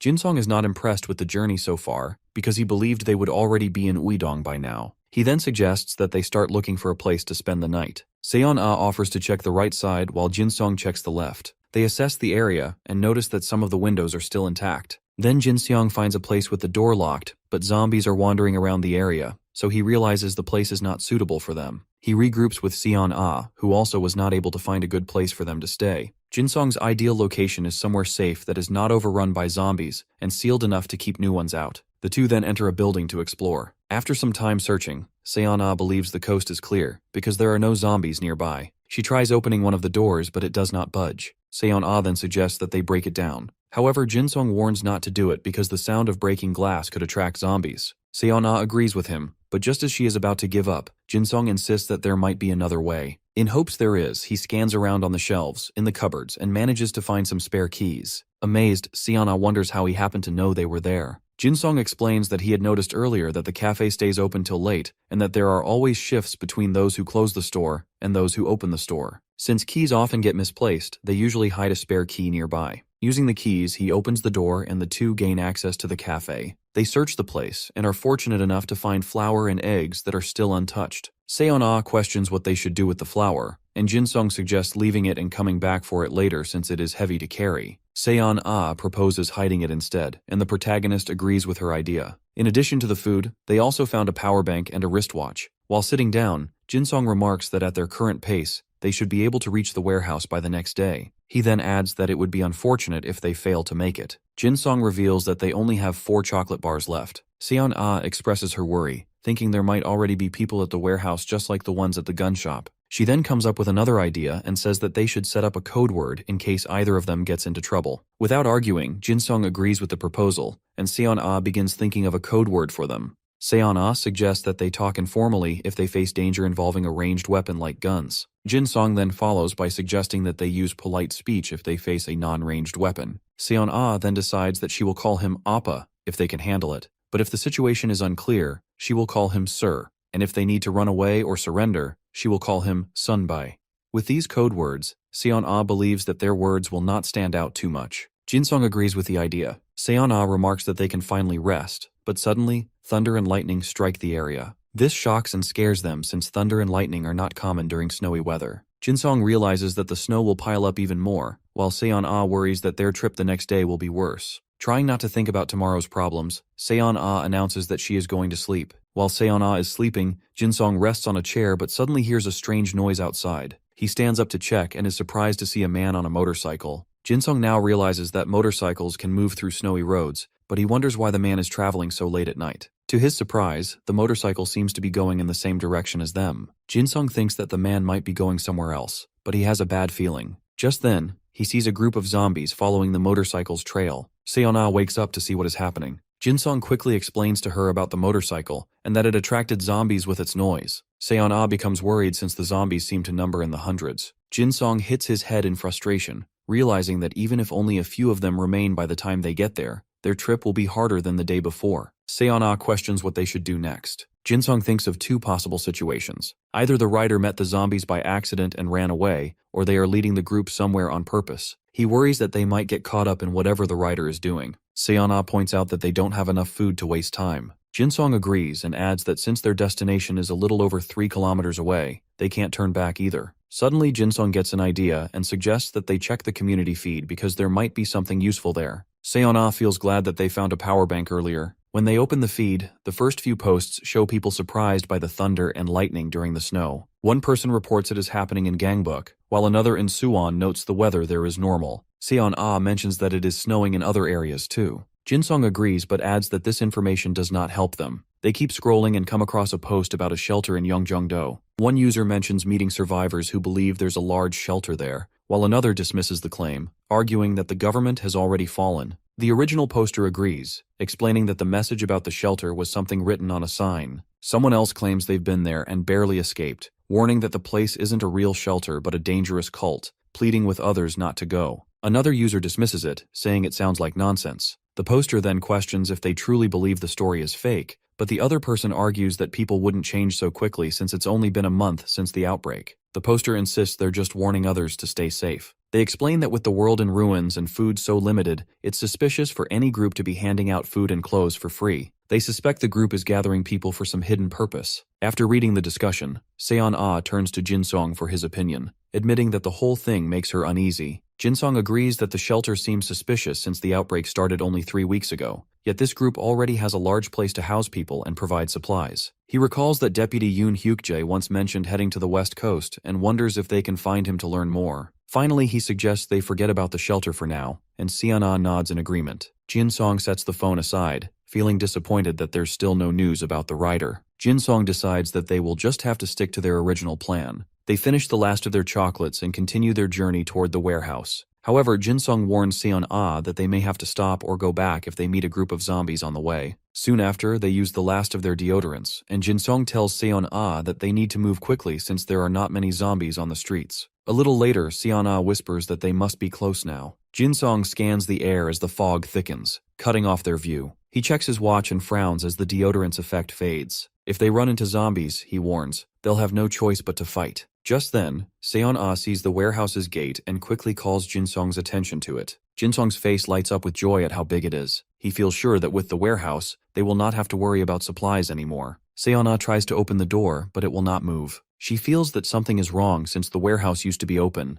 and now there is barbed wire on it that was not there before. Jin-sung wonders if she's been there recently, and she explains that her last visit was a few months ago. Our boy suggests they look for another way in. Soon, Seon-ah spots a section of the fence where the barbed wire is missing. She tells Jin-sung she's going to climb over, but he stops her, warning that it's too dangerous to enter without knowing what's inside. He's also uneasy about why that part of the fence was left open. Seon-ah reminds him that they have no other choice. The deodorant's effect is gone, and they need both shelter and food. Hearing this, he agrees but tells her to be careful since there might be danger inside. Seon-ah steps back, runs forward, and uses his hands to help her climb over the fence. Sitting on top, she mentions that the warehouse looks empty. She announces that she is going to jump down, but she does not know that a strange person is hiding behind some cover. Just as Seon-ah lands, the person appears behind her, points a gun at her head, and tells her to raise her hands. The strange man searches Seon-ah's body and feels relieved when he finds no weapons on her. He asks if she has any companions, and Seon-ah answers honestly,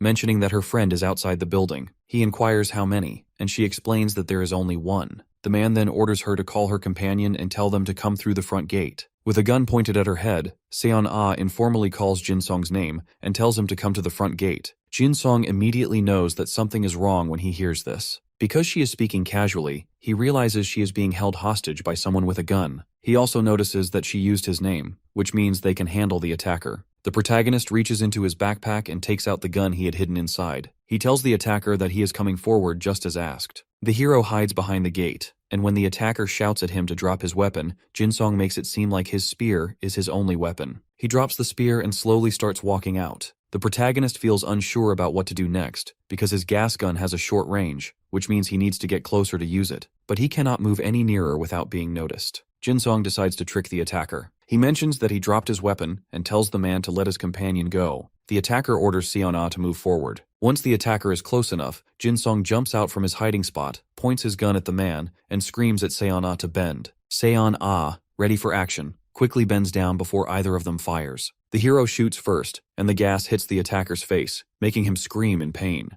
While screaming, the man fires his gun too, but the bullet barely misses. The protagonist runs out into the open as Seon-ah rushes to get behind the man and tackles him to the ground. Jin-sung pulls duct tape from his backpack and throws it to Seon-ah so she can tie him up. Just then, Jin-sung hears the noise of zombies getting closer because of the gunshot. He yells at Seon-ah to grab the key from the attacker. The man screams and refuses to hand it over. Seon-ah shouts at him to give her the key, while Jin-sung warns that the zombies are coming closer and they are running out of time. Seon-ah kicks the man hard and searches his pockets until she finds the key. She runs to the gate and tries to open it. While the hero fights off the approaching zombies, Seon-ah keeps trying the different keys, but none of them seem to work. A zombie suddenly charges at the protagonist. He dodges, and the zombie slams into the gate. At that moment, Seon-ah manages to unlock it and screams for the hero to get inside. The two of them quickly rush in and close the gate before the zombies can enter. Seon-ah locks the gate with chains and a lock while checking Jin-sung if he is hurt. The protagonist assures her that he is fine and checks if she is okay. The hero says that the gunfire was what attracted the zombies and suggests that they go inside for now. But when they turn around, they realize that they still have to deal with the strange man. The man is screaming in pain because the gas hurt his eyes. Then the protagonist suggests that they should get him into the building. The two grab him, and just as they raise him, they realize that it is assistant manager Choi Jae-sung. After they have settled inside the building and Jae-sung has washed off his burning eyes, Seon-ah asks Jin-sung if Jae-sung is the one he met in the first-floor security room. The protagonist agrees. Seon-ah whispers to the hero that she feels guilty since she didn't expect that they would meet him in such a strange way.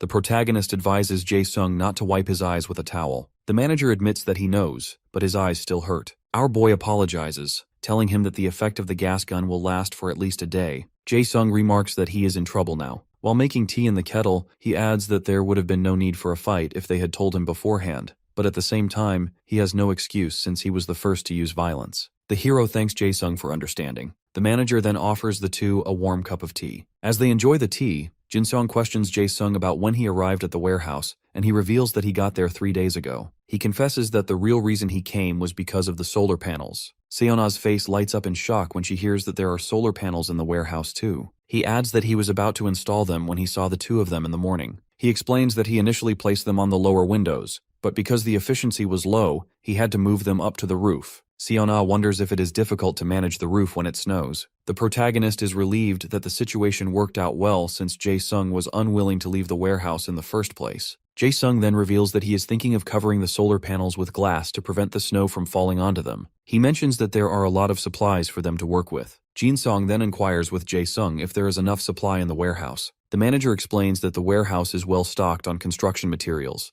but when it comes to food, there is some doubt. Seon-ah wonders if it is because the food supply is in sight too. Jae-sung agrees and reveals that when he went there to check it out, the roof of the building had collapsed under the snow. He only managed to bring back what he could from the area. However, none of the food would spoil because it is frozen. He tells the two that once they have enough manpower and equipment, they can retrieve more food supplies. Our hero is relieved to hear this. The protagonist then brings up the big question. He apologizes for arriving uninvited and asks Jae-sung if they can stay at the warehouse. Jin-sung reflects that in this world, survival belongs to those who act first, and that working together is the best way to keep the place safe. Jae-sung respectfully agrees. The protagonist and Seon-ah both breathe a sigh of relief, their tension fading into quiet excitement. Jae-sung reveals that he was already planning to ask them to stay. After what happened between them earlier, he realized that he didn't have the manpower to defend the warehouse. He knows that more people will come, and if he stays alone, he will eventually lose the warehouse. Jae-sung is glad that the two showed up at the right time to become his allies. Jin-sung thanks Jae-sung for trusting them. Seon-ah then points out that the zombies are still all around the warehouse. This surprises the manager, who believed that the zombies would have spread out. Hiro then questions Jae-sung about how he was able to get his hands on a gun,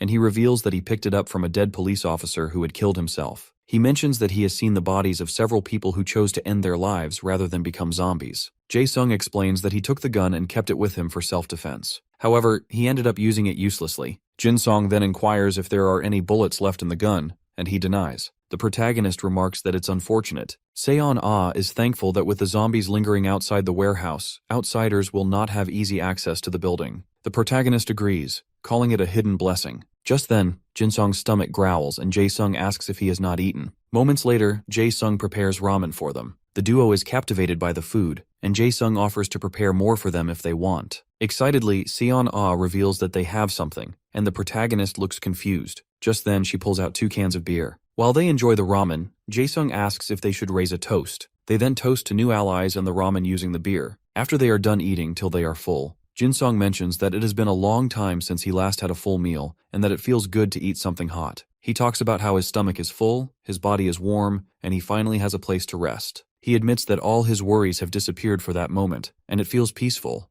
The trio is shivering from the cold, with Jin-sung feeling frustrated as the temperature keeps dropping quicker than they anticipated. Seon-ah wonders if there's any heating system in the building, but Jae-sung denies as they have stopped working. Jin-sung suggests that it's probably because of the power outage and suddenly feels a drop in temperature too. Jae-sung reports what he saw on the community board, the temperature being 35 degrees. Temporarily, Jin-sung wonders if they can burn something for the heat. Seon-ah mentions that their company doesn't deal with electronic products. In response, Jae-sung reveals that there's a burner in the warehouse and suggests using it as a heater. Seon-ah and Jin-sung's eyes light up with excitement at the idea. The protagonist asks if there's any firewood available. Unfortunately, Jae-sung explains that he's searched thoroughly but hasn't found any. The protagonist notes that they'll need to gather new firewood, but Jae-sung adds that their supplies are already running low. Jin-sung suggests burning old clothes instead, but Jae-sung points out that most of them contain plastic, making that unsafe. While the two continue discussing alternatives, Seon-ah seems deep in thought. Suddenly, she stands up and announces that there's a forest right behind the building. Both Jae-sung and Jin-sung stare at her in surprise and ask if she's sure. Seon-ah explains that the trees would make excellent firewood, especially since they're likely dead from the cold by now. Jae-sung agrees that it's a good idea and suggests they collect some once it's safe to go outside. He offers to get the burner in the meantime, and Jin-sung quickly agrees. Soon after, the two men get ready to fetch the burner. As they walk, Jin-sung asks if the first floor holds daily supplies except for food, and the second floor has clothing. Jae-sung confirms and adds that disposable and hygiene products are also stored on the first floor. The protagonist thinks to himself that he can finally brush his teeth. Jae-sung continues, explaining that heavier daily supplies, like laundry racks, are on the 3rd floor, while kitchen supplies are on the 4th. Jin-sung remarks that pots, kettles, and kitchen knives won't be a problem anymore. Jae-sung agrees, but points out that kitchen knives aren't ideal for fighting zombies since they have short reach. He goes on to say that office supplies, such as pencils, pens, stamps, and notebooks, are kept on the 5th floor, Jin-sung thinks aloud that they probably won't need any of those. Lastly,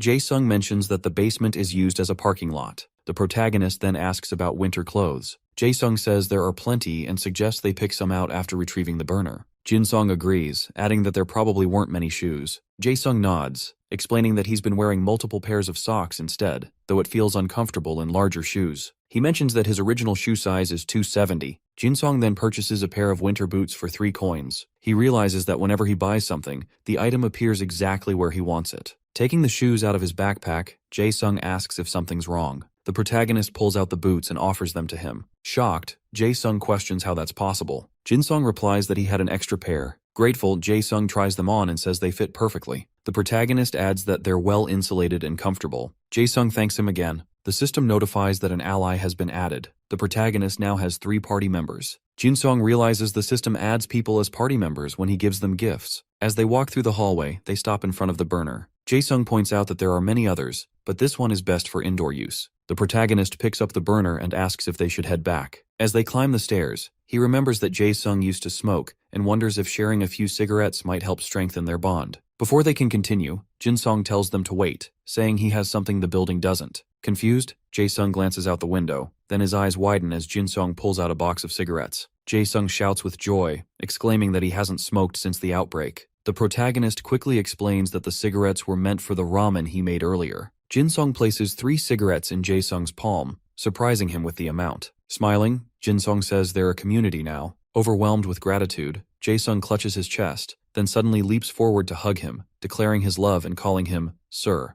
Jin-sung laughs and suggests they drop the formalities and speak casually from now on. Soon after, they return to Seon-ah and announce that they're back, placing the burner down. The protagonist then pulls out 2 padded jackets, saying it's a bonus. Overjoyed, Seon-ah grabs them immediately. He also reveals that he brought face wash, toothbrushes, and toothpaste. Delighted, Seon-ah jumps to hug him, causing him to drop the items. She excitedly takes them and says she wants to use them right away. Jae-sung comments that she looks happy, and Jin-sung replies that it's because they haven't cleaned up in a long time. After that, they spend 3 days setting up camp, turning Jae-sung's space into a kitchen and placing 3 mattresses and sleeping bags in the room next to it. They couldn't install solar panels on the roof since snow and strong winds might break the windows, so they placed as many as they could on the 5th floor instead. Meanwhile, zombies gradually started to spread out. Looking out the window, Seon-ah reports that almost no zombies are surrounding the building now. Sitting at the table, the protagonist remarks that since things have settled down, it's time to go outside. He adds that they should get weapons first and mentions the gun shop they saw earlier. Seon-ah raises her hand and agrees to go out, but warns that traveling far will be difficult. Jin-sung agrees, thinking she's right, as they don't have enough coins to avoid zombies, and the cold is harsh. He wishes they had a car so they wouldn't have to worry about zombies or looters. Elsewhere, the roar of a motorcycle draws a group of zombies, while a boy on a bicycle in Banghak-dong is being chased by the horde. He carries his bike up the stairs to escape.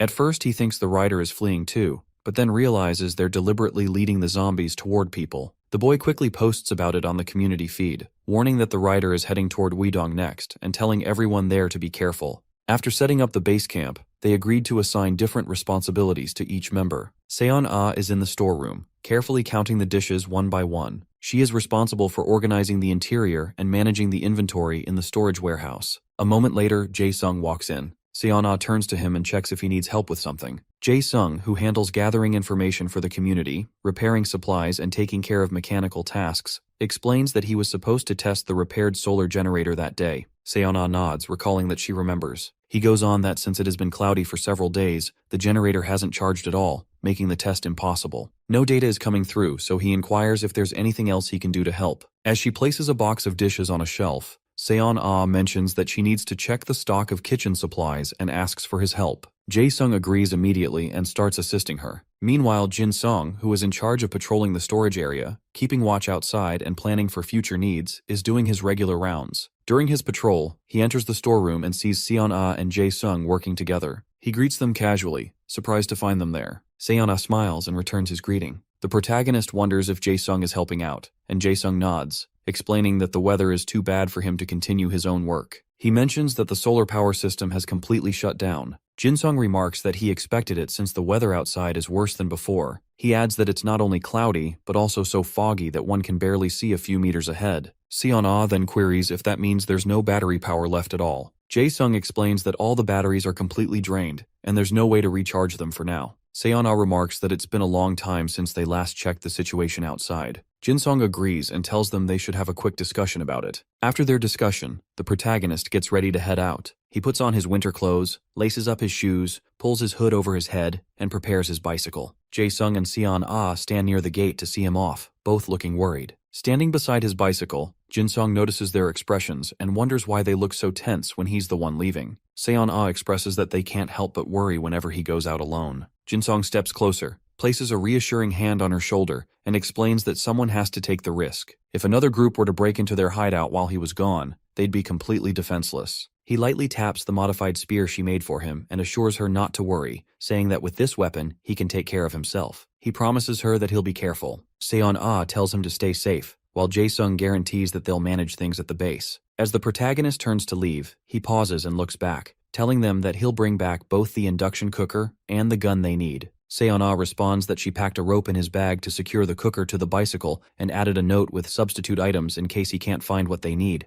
Jin-sung thanks her as he sits on his bicycle, promising that he'll return soon. Seon-ah requests him to take care and reminds him that if things become dangerous, he should abandon the mission and come straight back. She opens the warehouse gate for him and watches as he rides off into the thick fog. As the protagonist rides his bicycle through the snow-covered streets, the metal chains on the wheels crunch against the ground. He reflects that he really chose the right teammates. They even checked and prepared everything for him before he left. Thanks to the chains on the tires and the small light they gave him, the trip will be easier. He looks around and notices that there's nothing in sight. No people, no movement, not even zombies. The streets are completely silent. He reminds himself not to relax yet, because once he reaches the apartment complex, there could be zombies hiding nearby. He figures that if the school is close, then the apartment complex must be just ahead. Suddenly, a cold wind blows hard, knocking his hood off. The wind pushes against him, making it difficult to move forward, but he keeps pedaling with effort. Then he catches a faint smell in the air, the scent of exhaust fumes, like from an old car. He frowns in confusion,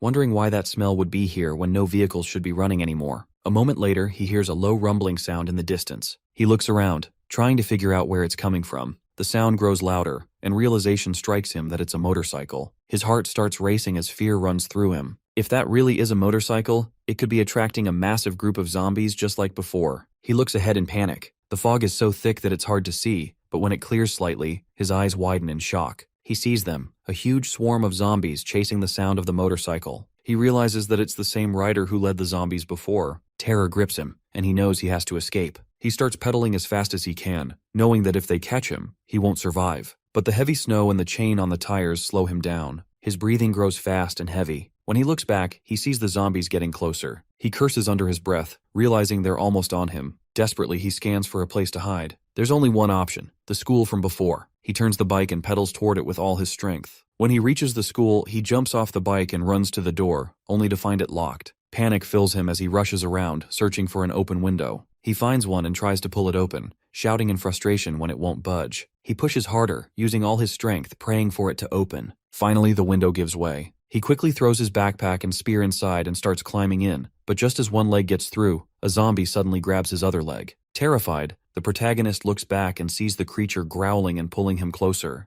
Terrified, Jin-sung kicks the zombie in the chin with his free leg, snapping its neck. He continues to kick and shout for it to let go of his leg, but when it doesn't, he grabs his spear and strikes the zombie's face with the back of it in frustration. Finally, the creature loosens its grip, and the protagonist collapses to the floor, exhausted. Just as the zombie begins to climb inside, he jumps up and slams the window shut. The zombie's hand slaps against the glass instead of his face. Realizing that if he had been a second slower, he would be dead, Jin-sung falls back and sinks to the ground, completely exhausted. Meanwhile, at the base, Seon-ah anxiously taps her foot against the floor as she works in the storeroom. Jae-sung walks up behind her and wonders if she's really that worried. She admits that with the darkness outside, it feels even heavier. Jae-sung reassures her that she will be fine. She nods but still looks uneasy. After a short silence, Jae-sung mentions that his phone has charged to about 8% and questions if he should turn it on. Seon-ah checks if that would be okay. Jae-sung explains that if they use power saving mode, it will last around 10 minutes. Seon-ah admits that she hasn't checked in for days and is curious about the latest information. As Jae-sung logs into the community feed, she feels a sense of relief and thinks that the room suddenly feels a little brighter. In the community, a user discusses how zombies react violently to the scent of blood. They explain that they've been trapped in their home with 4 people, but 2 turned into zombies, so they locked them in a room. Everything had been quiet until that day, when the zombies caught the scent of blood and went crazy. Another commenter replies, mocking the original poster for not knowing that already and advising them to follow the updates. Seon-ah mutters that she already knows that, and Jae-sung agrees, scrolling to the next post. While they read, the protagonist quietly roams through the school's hallways, checking every classroom for zombies or survivors. Back at the base, Seon-ah points to another post, drawing Jae-sung's attention. It reports that the zombies are getting even worse. First came the wall crawlers, and now there are some massive ones. At the school, Jin-sung enters another classroom and looks out the window. He sees zombies gathering around the building and wonders if it's because of that motorcycle again, or maybe a biker gang passing through that has attracted more zombies. On the feed,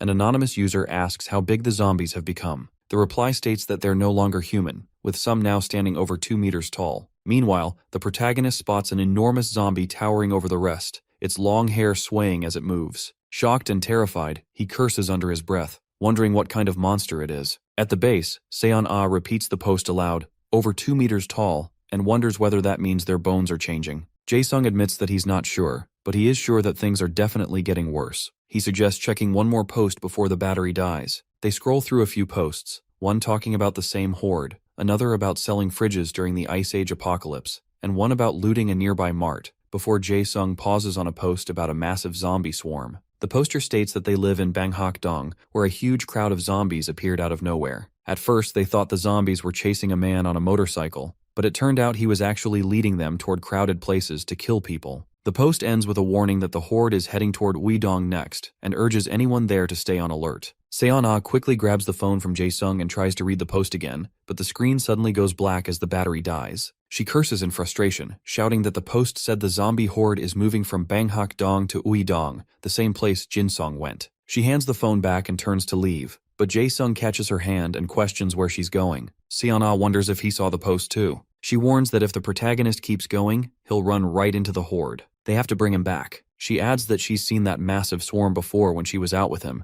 and if Jin-sung runs into them, there won't even be anything left of him. Jae-sung is speechless as Seon-ah pulls her hand away and heads for the door. With a horrified look, Jae-sung mentions that it's too late. Confused, she demands what he means. When he hesitates, she urges him to speak. He finally explains that the post's timestamp was 4:20 a.m., meaning the horde would have already passed Banghak-dong by now and could be heading their way instead. Seon-ah stares at him, terrified, then nods slowly, acknowledging that she understands. Jae-sung places a reassuring hand on her arm and tells her that they need to hold their ground. They can't let the horde overrun their shelter too, and they have to keep a home for the protagonist to return to. He reminds her that this is exactly why Jin-sung left them behind. Realizing he's right, Seon-ah admits that she wasn't thinking straight. She vows to stay and defend their base. Together they leave the room, preparing themselves for whatever comes next. Meanwhile, the hero keeps checking the classrooms when he hears something moving in the next room. He stops right away, thinking it might be a zombie, but then remembers that all the doors are locked except for the window he used to get inside. Maybe it's a survivor, he thinks, and they could help each other. He runs to the other room and slowly opens the door. Inside, he sees the shadow of a small figure. For a moment, his heart sinks, thinking it's a child. He feels sad, realizing that the kid never made it to a shelter. Thinking the boy's home must be nearby, he softly calls out to him. As the faint light from the window falls across the child's thin clothes, Jin-sung's concern grows that no one could survive weeks in weather like this dressed that lightly. Then the light hits the boy's face, revealing pale, lifeless eyes and a twisted expression. It's a zombie. The zombie kid runs at him, and the protagonist, surprised, holds his spear and hits the zombie, knocking it down. A system notification appears, stating that Jin-sung has earned 1 coin, bringing his total to 3. Looking at the little body on the floor, he feels sad and softly apologizes to the dead child. After gaining 3 coins, Jin-sung searched the entire building but couldn't find any more zombies. With this tactical flashlight and the weapon, Jin-sung moves ahead in the dark, having most of the items from the warehouse. Though our boy knows it is pretty bad, but there is nothing to be gained here. Looking out of the building's window, Jin-sung just hopes that the zombies swarming outside disappear tomorrow morning. However, for safety's sake, the protagonist has brought a sleeping bag and emergency rations, so it is a good thing. Wearing the warm jacket, Jin-sung remembers how Seon-ah had insisted he take it. Now, in the freezing weather, he feels grateful for it and can't help but chuckle. Now, being in the sleeping bag, Jin-sung's nose has turned all red and his body is shivering with cold, but all he is concerned about is the warehouse. At this point, he just hopes that it is okay, as the zombie horde was headed towards Uidong. After a while, Jin-sung suddenly wakes up when his stomach growls. Feeling hungry, he enjoys his snack as he looks out the window. At that particular moment, our boy notices the building in front of him and decides to check it out. With his tactical flashlight and weapon, he enters the house, being in shock since there are so many baseball bats in here, which can be really good for defending. Jin-sung wonders if the people here left in a hurry, forgetting these things. At first, the protagonist thinks of taking these with him, but he already has gear, so it will be hard for him to carry these too. Thus, he decides to ignore this idea. Although Jin-sung takes one of the baseballs with him, finding it useful, just then he hears a loud roaring sound. When he turns and looks through the glass window, he sees a zombie trapped in the room behind the one he is standing in. Curiosity takes over him, and he wonders if they got bitten by a zombie, hid there, and got trapped. Whatever the case was, our boy carefully approached the zombie and in a single strike hit it, gaining 1 more coin. Now Jin-sung's current points are 4. Looking around the place, he notices a gas burner, which he had first mistaken for an induction cooktop.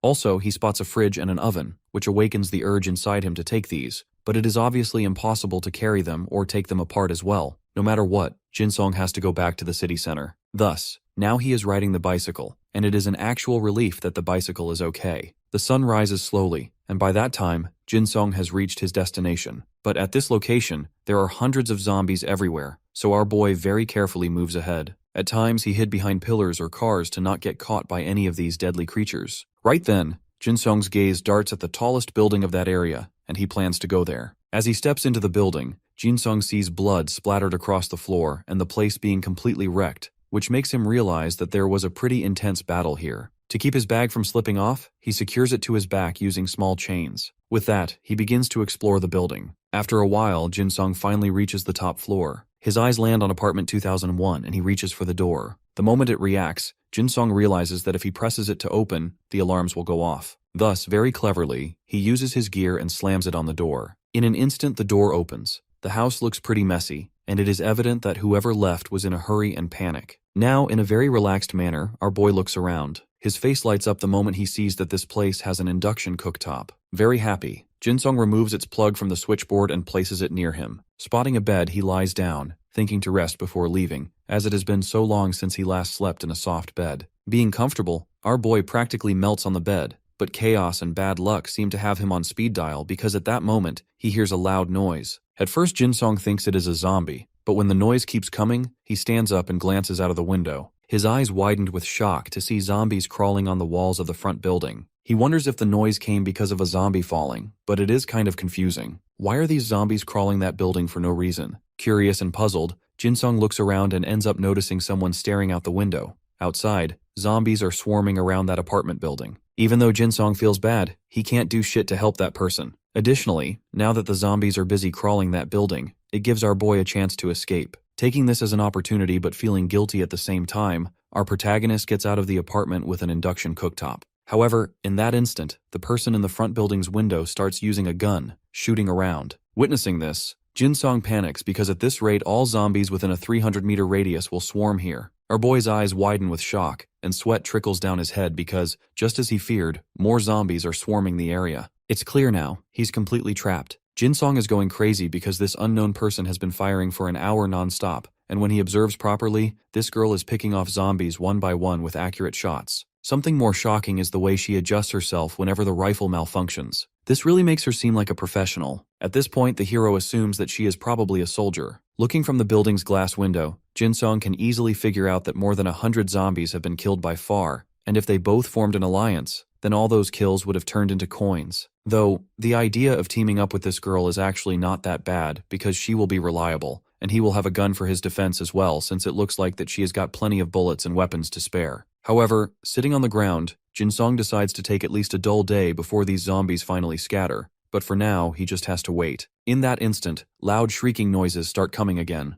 Upon looking, Jin-sung finds out that these deadly creatures are swarming once again. At this point, even the gunfires have stopped. The scary part is that Jin-sung only has food left for a single day. This makes the hero regret that he didn't run earlier when the situation was not this serious. For now, all Jin-sung can do is to wait until the horde scatters. Thus, Jin-sung decides to sleep, but it is 1 a.m. and he is tossing and turning in bed, unable to sleep. He recalls that the swarm went toward the logistics warehouse earlier, but he forces himself to calm down, whispering in his mind that everything will be fine. Having nothing to do, Jin-sung opens his system window, being very sure that once he gets into the logistics warehouse, he should be able to scavenge most of what he needs, and maybe there will even be something special. He looks at the unopened mystery box in his system, having this urge to know what comes out of it, but it requires 10 coins, though he needs it open. Otherwise, he won't be able to decide whether it is worth buying more later. Just as he is thinking about all this, a loud explosion echoes in the area. Panicked and scared, Jin-sung runs towards the window, wondering if the blast happened because of those men who blew up the subway to block the tracks. Panic washes over his face when he notices the zombies moving towards the south, which makes him realize that the noise came from the south. Taking this as an opportunity, our boy carries the induction cooktop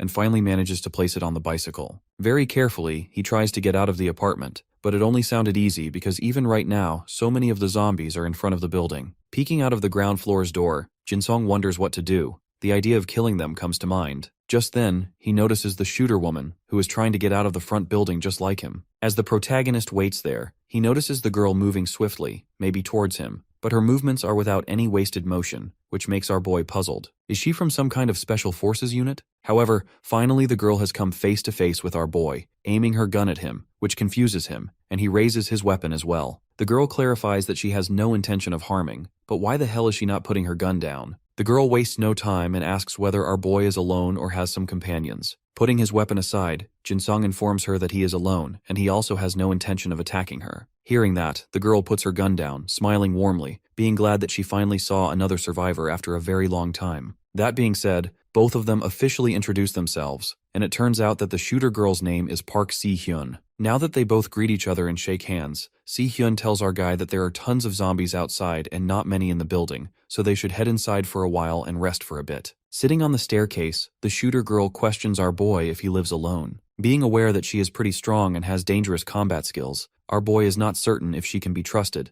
so he decided to lie for now. Thus, he admits that he's living alone, and then asks her the same question. After a moment of silence, Si-hyun reveals that she had some comrades who came out of the military with her, but they all died. Elaborating further, she explains that they had their base on the outskirts of Banghak-dong, but then that wave came through just now, and this was the reason she ended up alone. Yet, while running away, she ended up being trapped here. Hearing all this, Jin-sung wonders why this girl is calling the zombie horde a wave. Also, he notices that she blames someone who ruined her plan and made her stuck here like this. Though Si-hyun doesn't go into details and asks our boy if he has any planned destination. Hesitating for a bit, Jin-sung admits that he is going to get a gunshot, as in times like this, guns are mandatory for safety. Si-hyun completely agrees with Jin-sung and asks if he knows how to shoot. When the hero assures her that he does, she opens her bag and shows him her rifle. Finally, our boy has gotten the gun he always wanted after this zombie horde. He is so grateful to her for giving it to him.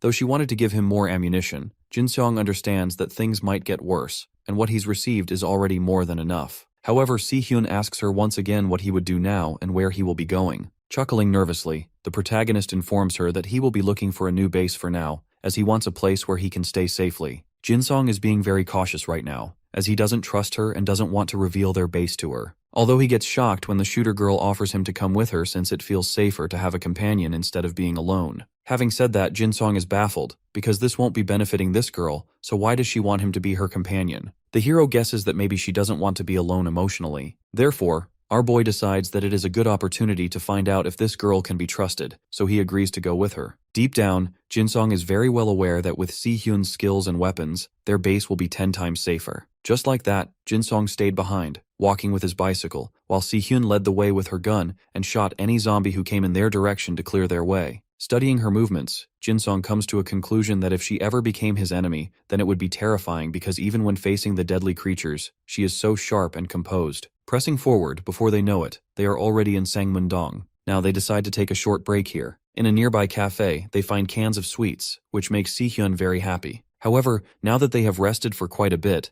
they decide to move again. As they are heading out, the shooter girl tells our boy that they will try to find some supplies in the afternoon. Jin-sung likes the idea because for now, food is what they need the most. The moment both of them start moving again, a silenced gunshot is fired in their direction. It passes so close to our boy's face that he can feel the air shift. Witnessing this, Si-hyun runs to hide behind a car and starts to shoot as well. Following her, Jin-sung wonders who these people are and if they have any grudge over the shooter girl or something. At this point, Jin-sung demands to know from Si-hyun about who these people are and if she knows them, but she doesn't answer him and continues focusing on shooting. Moreover, Hiro is taken aback when he hears these guys talking to her in English and even cursing them in the same language, which makes him realize that they are foreigners. These soldiers threaten the shooter girl to surrender or else she'll be dead, but Si-hyun is in no mood to give a shit. This continuous shooting makes Jin Song terrified, and he tries to stop her because if they all don't stop, then the zombies will swarm them. Turning towards Jin Song, she makes it clear that she will never ever surrender because they are the guys who raped her, and this is why she ran away. Upon hearing this, Hiro's eyes widen with shock, and he questions her, wondering if it's really true. The shooter girl snaps back, asking why she'd lie in a situation like this. While he is still puzzled, Si-hyun pushes our boy in front and uses him as a shield to run away. Scared and having no option, Jin Song screams about surrendering. Though, in this chaos, the soldiers still manage to shoot this girl on her shoulder. While some soldiers rush towards the shooter girl, one of the soldiers, Brian, comes up to our boy and confirms if he speaks English. When Jin Song assures him that he understands it, Brian asks him if he is Kelly's companion. Hearing the name Kelly, Jin Song is caught off guard because this girl literally told him that she is Si-hyun. That being said, the soldiers exchange glances and smirk after getting to know that this girl even lied about her name. Moreover, the protagonist explains that he is not Kelly's companion.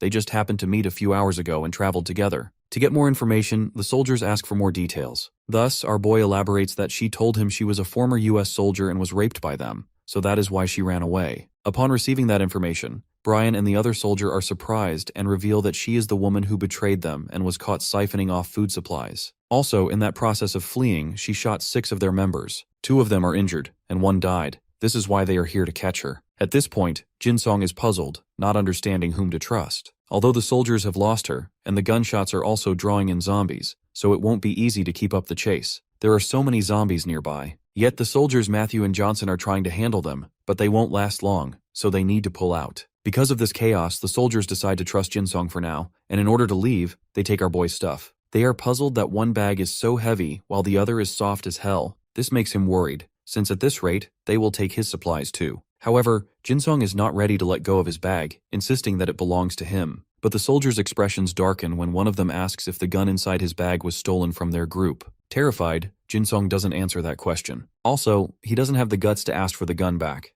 Thus, he just hopes that he gives the bag back to him, but deep down he knows that they won't do it. To his surprise, Brian walks towards him and hands him his bag, commenting that he wishes he doesn't use it for something bad. With that, all the soldiers leave, hoping to meet someday, if fate allows and they're still alive. Now, taking all his things, our boy is ready to head back home. It has been dark now, and Jin Song has been riding the bicycle for quite some time, but now his legs hurt, and it feels like a bullet grazed him or something. Having no other choice, Jin Song leaves his bicycle on the road and walks on his own because he still has a long way to go. Carrying all his things, our boy continues his journey, recalling that he saw it on the map, and he should now be about 1.5 kilometers away from the warehouse. Still, just in case, our protagonist decides to use a deodorizer. Opening the shop window, our boy finds out that he has 16 coins, which leaves him shocked as hell. It was Kelly who took down all the zombies as they moved. It is very confusing. Were they at a party? But if that was the case, Jin Song would have gotten a notification. Curious, our boy looks at his party members, which include Choi Jae-sung and Han Seon-ah. This makes him realize that the coins are from the warehouse kills. In that instant, Jin Song's eyes widened with surprise. He remembers that the first zombie horde they saw was heading towards Uidong. So if it broke through and if a fight is happening to protect the base from the horde, this means our boy's companions are in danger. The moment realization hits him, Jin Song starts running fast. Panic washes over his face and he just wishes that he is not late. At the base, Seon-ah and the deputy are struggling to keep the zombie horde from breaking in. But there are so many zombies that even when the gate is locked, they are scared. Therefore, grabbing their weapons and being in an attacking stance, they plan to block them at the stairs if they break through since normal zombies can't climb stairs. However, Four Eyes is scared because the zombies can't climb stairs by the cab handle. Having said that, Seon-ah admits that it is true, and at this point it is practically a battle of attrition. As a result of it, if both of them hold the zombies off in tight quarters, then they might last longer. Consequently, Seon-ah tells the deputy to grab his weapon due to the fact that they have to hold out here. Hesitant, Four Eyes reminds her that there is always an option for the deputy to grab his weapon due to the fact that they have to hold out here. Hesitant, Four Eyes reminds her that there is always an option to run as well. Even so, Seo-ah grabs the deputy's arm and reminds him that he said that they'd guard this place until the assistant manager comes back. The deputy clarifies that he is not planning to abandon Jin Song, but first they should survive and then think about what to do next. That being said, our girl is not ready to give up and declares to hold out here no matter what. Thus she instructs him to do the same, warning him to not even think about running. Alternatively, she tells him that it's easier to protect something than to take it back. Her words make the deputy feel guilty, and he decides not to leave. The moment they head forward, they hear a voice outside. Curious, Seon-ah runs towards the balcony and sees a guy on a heavy bike. The guy looks very familiar, But our girl has no time to figure it out as assistant manager Choi screams at her and informs her that the front gate is broken. The zombies are entering the place, and in any second they will be here. But fortunately, the first floor doors are reinforced glass, which is a good thing. By now, they decide to kill the ones who break through. The moment the zombies arrive near them, both Seon Ah and the deputy begin the assault and knock out all the deadly creatures who come their way. At this time, Jinsung is running very fast, hoping that everything is okay, calming himself down, and thinking that the zombies wouldn't have entered because it is true that the zombies were always around but never really broke through. Though the moment he reaches the base, horror slashes across his face when he spots the main gate opened and blood covering the ground. Confused and scared, the protagonist checks the whole area and ends up finding so many dead zombies in the first floor's glass-reinforced room. Not knowing where his teammates are, Jinsung searches everywhere and comes across their belongings,